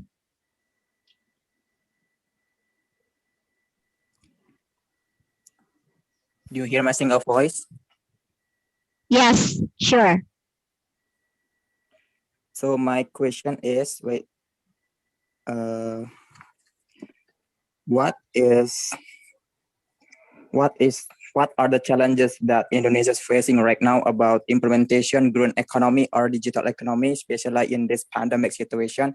And how many years do you think that Indonesia needs to adopt green economy system? Thank you. Okay, so the questions going to Mr. Hendra Kurniawan. Mr. Hendra Kurniawan, do you get the questions? Okay, I got it. Yeah, all right. So the next questions from Nur Hasanah Indasari.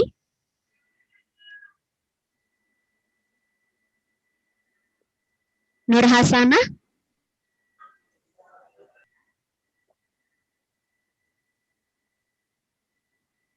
Okay.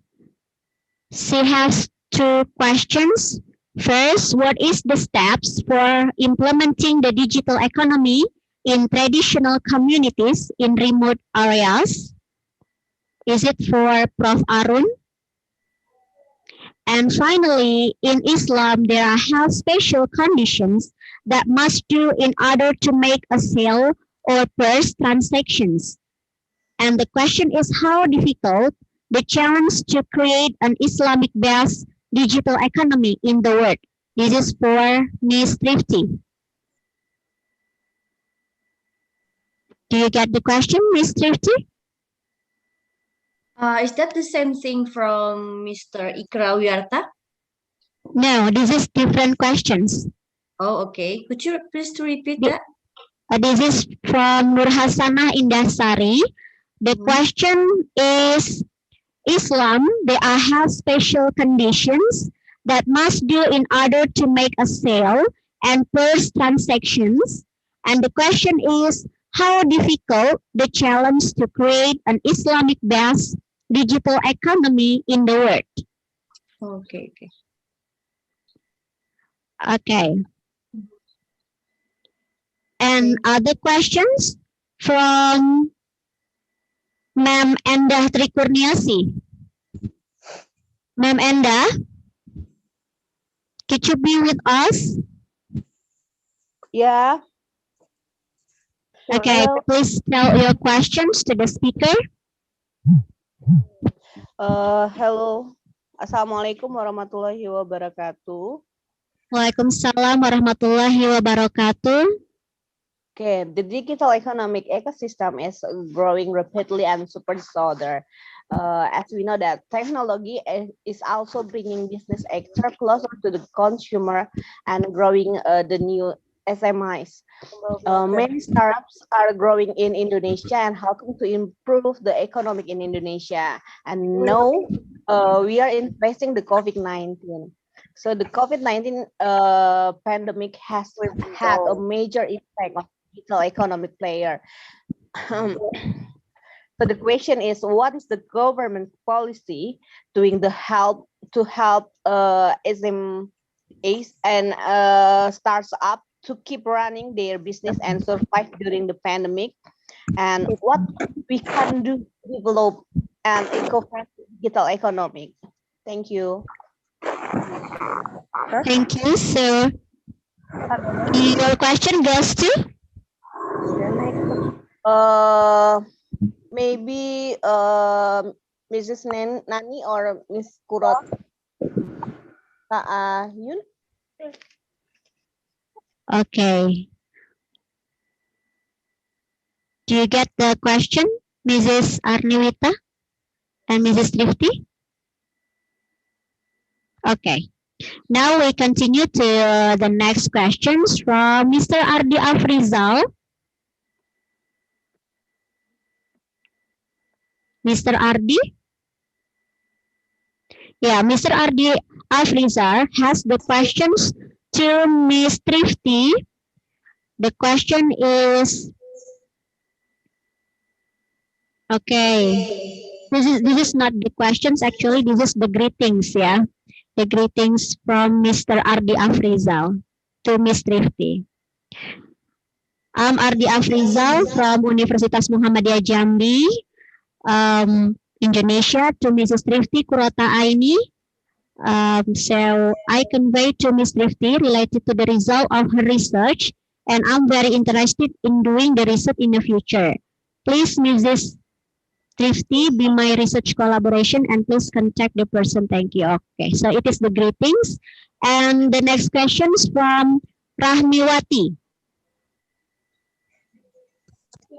Rahmiwati?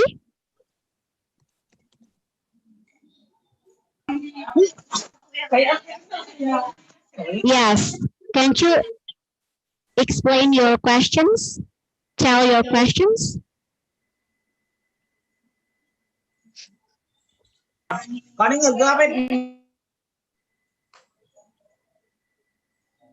Rahmiwati? Okay, the question is how do we complete globally in today's digital marketing? Digital marketing, is it? Yes, is it for Miss Tani, I think? Yeah. So, yeah.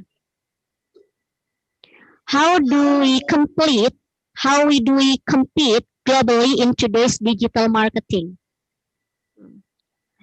Okay, and the next questions comes from Riandani.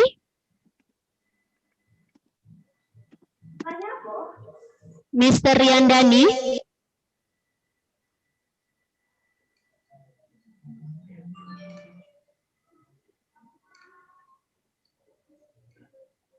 Mr. Riandani, can you be with us? Okay, for the next questions from Madam Ika Dwimaya Rosa. Can you be with us now? Ibu Ika Dwimaya Rosa. Okay, hello, Mrs. Yorina. Yes. Hello. Hello. Yes, it's nice to have you there. Very nice presentation from the speakers here, and I would like to ask to my sister, my beloved sister, you got beside you, Mrs. Arniwita. Maybe you can read my question. There's in the question. Yes. Where's my question? Okay, thank you for the presentation from my sister, Mrs. Arniwita. Very catching information you got there.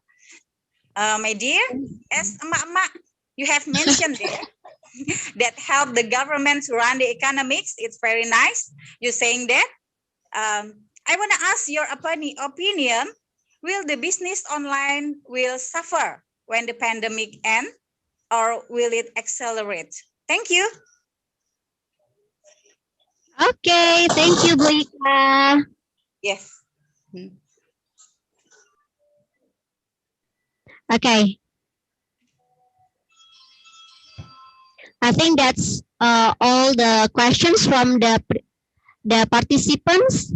Please, the keynote speaker and the speaker's time is yours to answer the questions. Maybe first of all from Professor Arun M. Isler to answer your questions.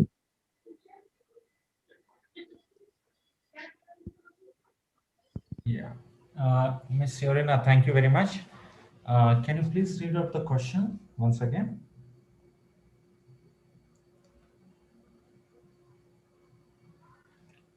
what are I think it was about what are the measures by government of India for the entrepreneurs during the COVID-19, right? Am I right? Yes? Okay. Yeah. Thank Yeah, you. okay. Yeah, it's indeed it's a really very very good question asked by the audience. So there are because right now we are in the second wave of COVID-19, and during the first wave of the COVID-19, that is during the last year, government has of India as well as the state government has initiated many packages. Even just last week only, as part of the second wave, government of India has announced huge grants for the entrepreneurs and some of the small scale industries. To name some of few such initiatives which are taken by the government, first of all these entrepreneurs and the startup companies, so the loan interest, bank interest, because if they have taken a loan from the bank, so the interest part, they have given extended the deadline for submission for payment of the repayment of the loans, that has been extended. And the government also has reduced the rate of interest for startups and the entrepreneurs particularly, and that is at a very low rate of interest. The say suppose for example, if it was 8% initially, now because of the COVID-19 they have reduced it to 50%, like 3% or 4% only interest has been they can pay. The rest has government has waived off. And not only that, many of the taxes, direct and the indirect taxes, particularly for the small scale industries, which have been waived off by the government of India. And then many of the import duties which are required for the PPE kits, like it may be for the vaccines, some of the raw material required for the vaccines, or maybe for other type of the PPE kits, wherever the such importing items from the other countries for these COVID-19 treatment. So they have been, even the pharmaceutical compounds also, that means nothing but the drugs, duty has been reduced, so that these companies can produce the COVID-19 related COVID-19 fighting PPE kits at a very rapid rate, and also this can be prepared in the manufactured in the local in India. And then those industries, small scale industries and the entrepreneurs or the startup companies, those who are in the rental premises, those who have taken the on the rental, so government has supported for the payment of the rental part also to some extent. And also government has made it mandatory that the owner of the property, they cannot pressurize the companies to pay the rent immediately. So that once the situation, once the economy of the entrepreneurs, once it improves, then only they can pay the rent. So that is what another good message by the government. And particularly the school children, particularly for the school children below the 10th standard, below 18 years, those are in the going to the schools, the fees, school fees, both in the government and particularly in the private schools also, it has been reduced by almost about 30 to 40%. Fees has been reduced. So that has given a lot of relief to the entrepreneurs as well as other parents whose children were studying in the different type of the schools. So these were the some of the initiatives, and also a huge package even for the poor people, some free food or maybe one-time grant. So those type of many of the schemes, packages has been announced by the government of India. I hope I have answered the question by the audience. Thank you, Yurina. Okay, thank you, Prof. Ibu Faradila, how about your questions? Is that answer your questions? Okay, thank you, Prof. Arun. Nice to meet you and good afternoon. Good afternoon. Sorry, I could not able to note down your name. Thank you so much, and we'll hope to meet personally, and we'll do some collaborative research in future. Thank you. Okay, thank you, Prof. Mhm. Okay, well, next for the next speaker, for Miss Trifty Kurota Aini, the time is yours to answer the questions from you to you. Okay, so I would like to answer the question from Mr. Ikra Wiarta. It's about the Muslim halal product in the UK and how the digital economy get involved for the halal products in the UK. So basically, Muslim population in the UK is so huge. It's around 5% of the population. It's around 3 million people are Muslims in the UK. So if we talk about the halal products, there are lots of the websites for promoting the halal products in the UK. If you want to know, there's one of the websites that if you want to have a look how it looks like, it's evergreenfood.co.uk. It's all about the selling halal products in the UK. It's one of the hundreds of the halal product websites in the UK. That's one of the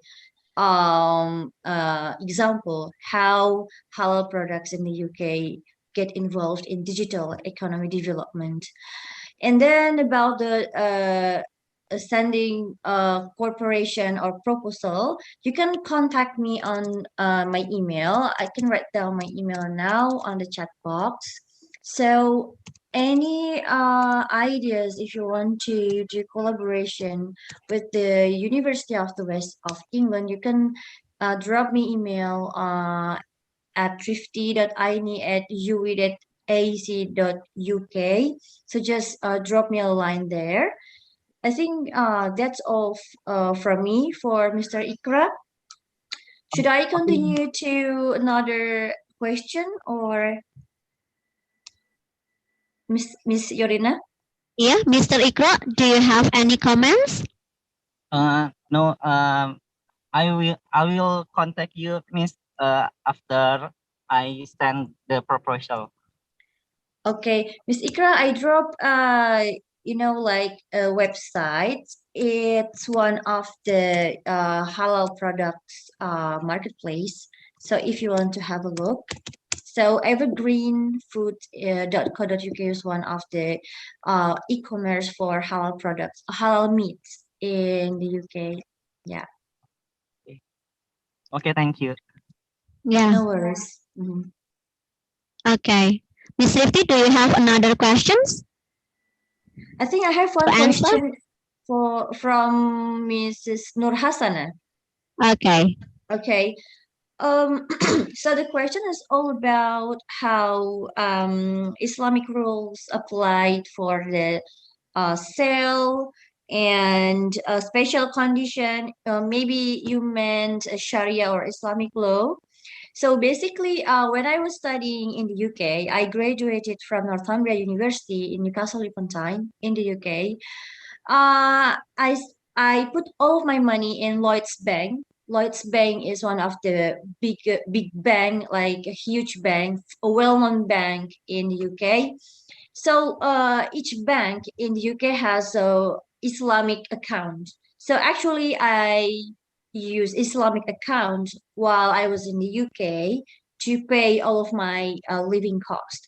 So it means in the UK, even bank in UK use Islamic account. So it means you can apply Sharia and Islamic law in the UK.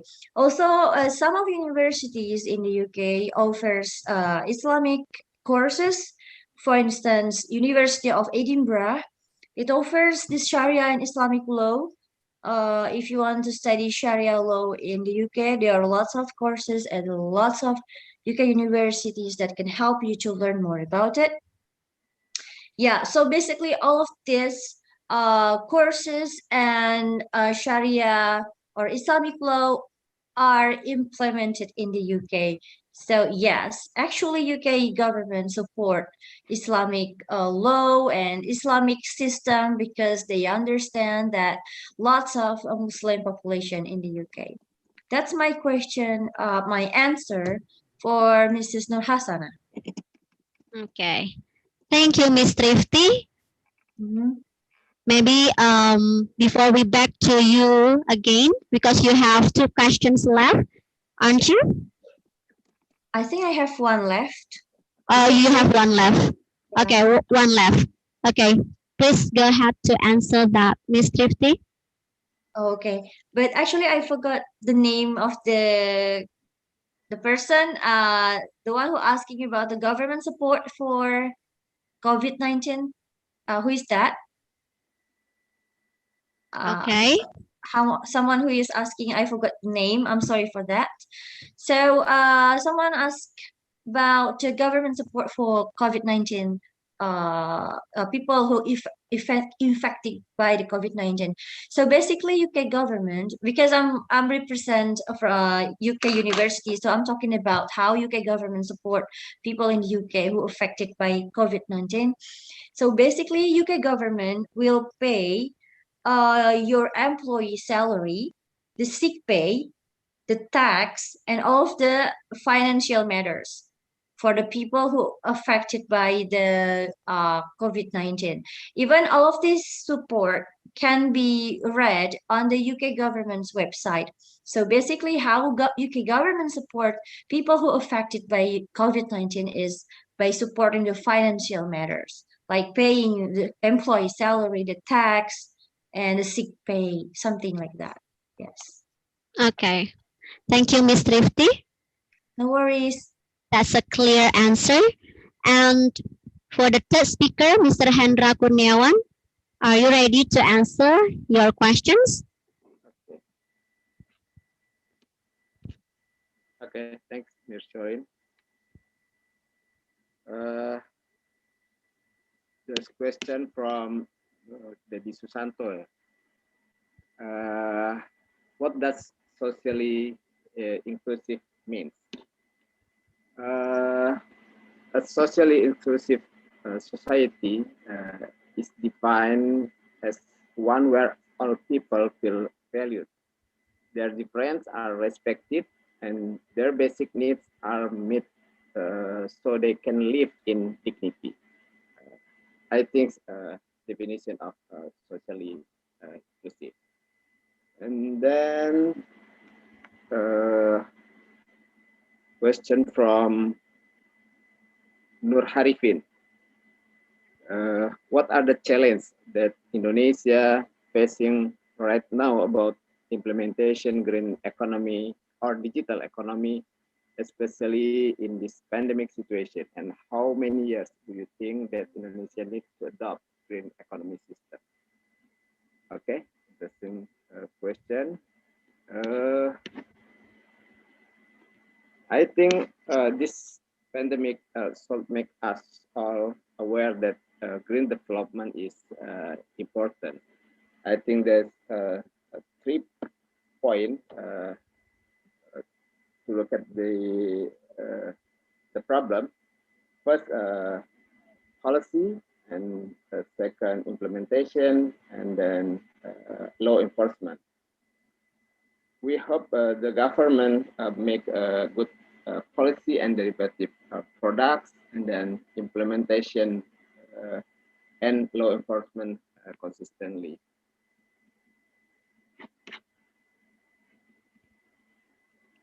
Okay.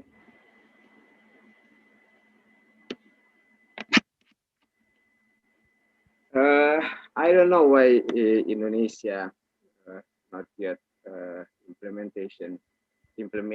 implementing the green economy very well. For example, in the state of Paraná, Brazil, has implemented this incentive scheme, ecological fiscal transfer, which in just 8 years succeeded in increasing the total protected area in Paraná from 637,000 hectares in 1990 to 1.69 million hectares in 2000, or increasing around 165%. This success inspired other states in Brazil and several other countries such as Portugal, India, Germany, Australia, and Switzerland. We hope Indonesia government could be inspired the Brazil success. Okay, only 2 questions, sure. I hope. Okay. Okay. Have you answered all your questions? Yep. Okay. Thank you, Mr. Hendra Kurniawan.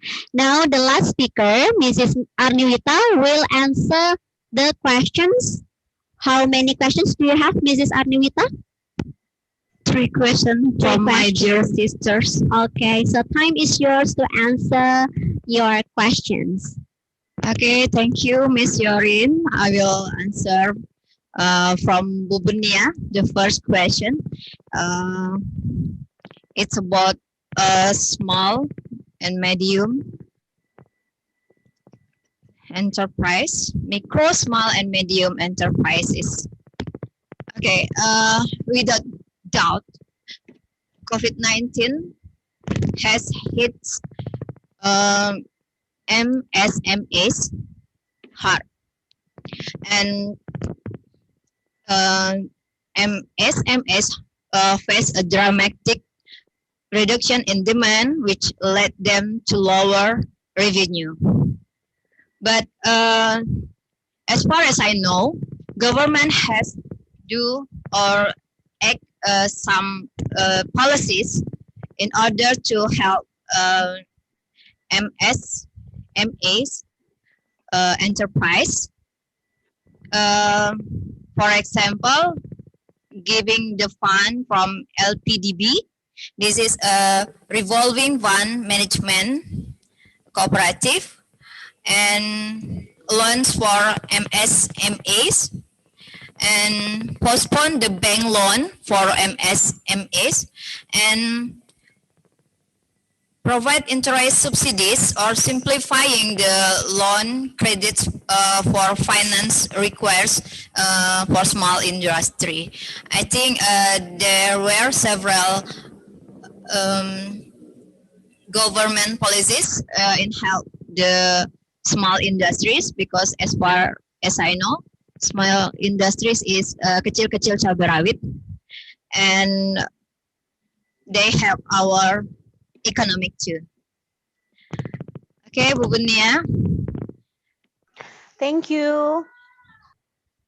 You're welcome, my dear.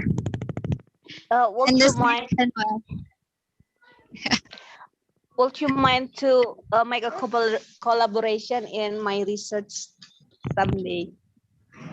Of course, with all my heart.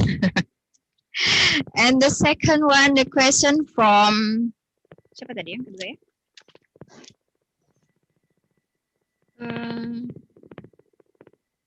Miss Rahmi. Question from Rahmi. How about compete the small industry in this pandemic? I think we have done or help small industry. We accompany them to face this this pandemic. And my opinion is the key is collaboration. We call it ABCGM collaboration. This is a collaboration between A or academic, just like us, as a academic on university, and B is business. One of them is a small industry.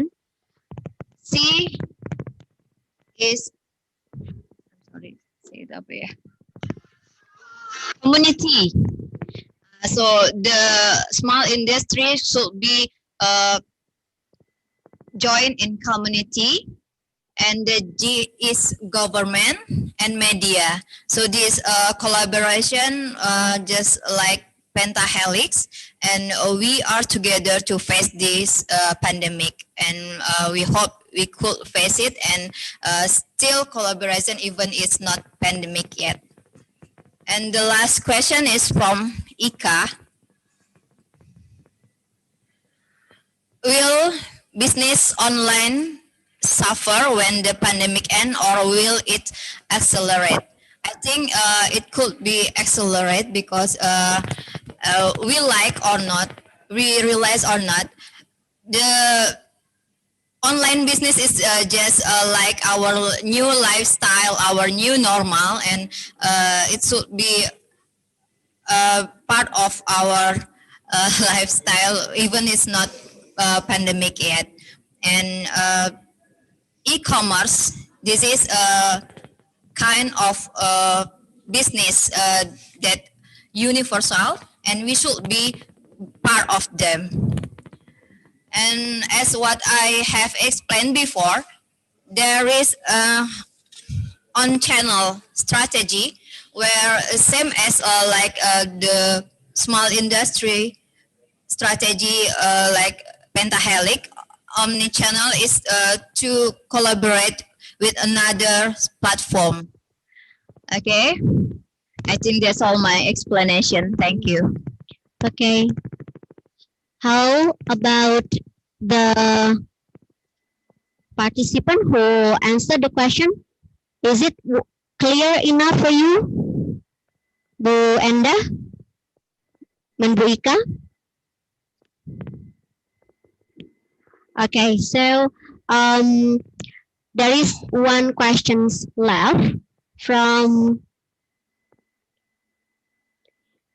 Ibu Retno Murwanti from Universitas Muhammadiyah Jember. Ibu Retno, can you be with us?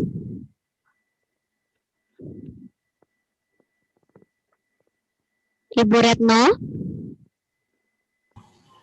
Yes, Miss. Okay. Yes, okay. Can you tell to the speaker about your questions? Okay. Thank you for the opportunity. Okay, my question to all the speaker. Okay, what do you think about the digital sustainability of the Indonesia company during the pandemic? I think that's all, Miss. Okay, thank you, Ma'am Retno. So I think Miss Rifty, can you answer the questions? Yeah, thank you, Miss Retno, for your question. I think I believe that Indonesian government is quite good in handling COVID-19 case, and I believe that our government has prepared for the worst case for our digital sustainability. So I mean, everything will be fine in the future about our digital sustainability in Indonesia. I believe that. So that's my answer. Okay, so Indonesian government has very well to overcome the pandemic, so it will be good for the digital economic in Indonesia. Yeah, Okay. it's keep growing because Indonesian development, digital economy development in Indonesia is keep going, so I believe it will keep going and the government will handle it, any problem that will Indonesia will face. Okay, thank you for the keynote speaker and the speakers for answer the questions from all the participants. And now, ladies and gentlemen, now we finally come to the end of our webinar today. And before we have photo sessions, it is better for us to have an announcement about the 5 best participants today. So the committee, are you ready to have a spin?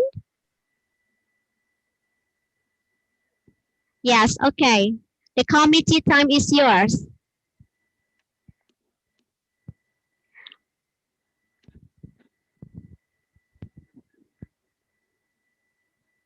Yeah. Okay, so the committee has announced the best participants, the 5 best participants today on the WhatsApp group, on the chat column. Yes? Me? Okay, you have sent to me.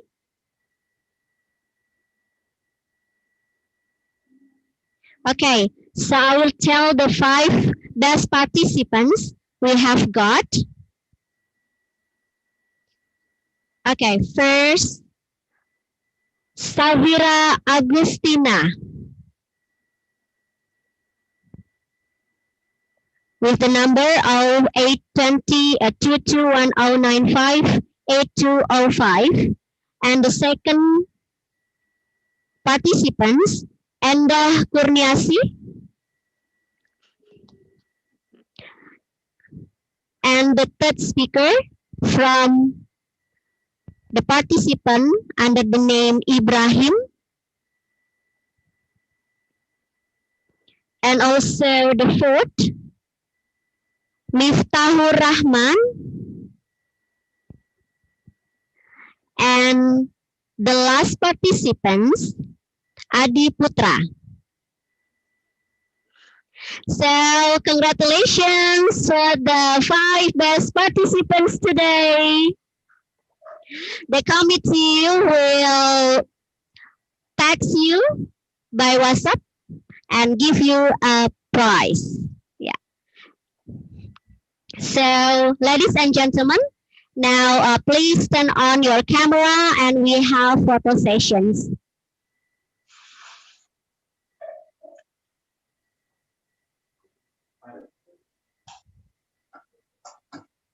Okay, the committee, can you help me to give me sign? Whether one, yep. Okay, slide 1, give a smile.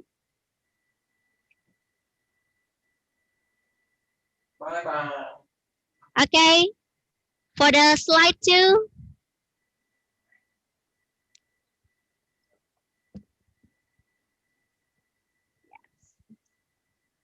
All right. The third slide.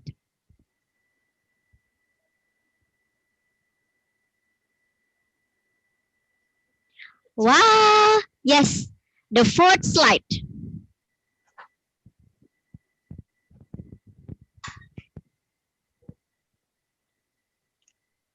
Okay. The fifth slide. Okay. So we have many slides today. So means that we have many participants today. Thank you so much. There is another, is there any other slides, committee? Okay, well done. Yes, ladies and gentlemen, before we close this interesting international webinar we have this afternoon, I'd like to thank you so much to the keynote speakers, the speakers, for informative and interesting presentations. Thank you for the committee of Milad Universitas Muhammadiyah Jambi. A very good job, and thank you for the all partnership, and thank you for the all participants that very active to participate to this webinar. Hopefully this webinar will be beneficial for everyone. So I'm Yorina Gunabansa as the master of ceremony. I beg your pardon for mistaken we have met. Please give applause for us. Okay. And wassalamualaikum warahmatullahi wabarakatuh. Waalaikumsalam warahmatullahi wabarakatuh. See you again. See you next. Thank you, Mrs. Thank you. Thank you, students. Thank you. Thank you, Prof. Arun, Miss Trifty, all committee. Thank you, Yorina. Thank you so much. Congratulations. Yes. Yorina. Thank you so much. Thank you, Jeng. Congratulations, Pak Adi. Thank you, Pak Halim. Is it Zumba time? And for Ibu Ketua Panitia, Ibu Lisa. Thank you for our good job. Thank you keluarga besar Thank you, Universitas Mrs. Muhammadiyah Jambi.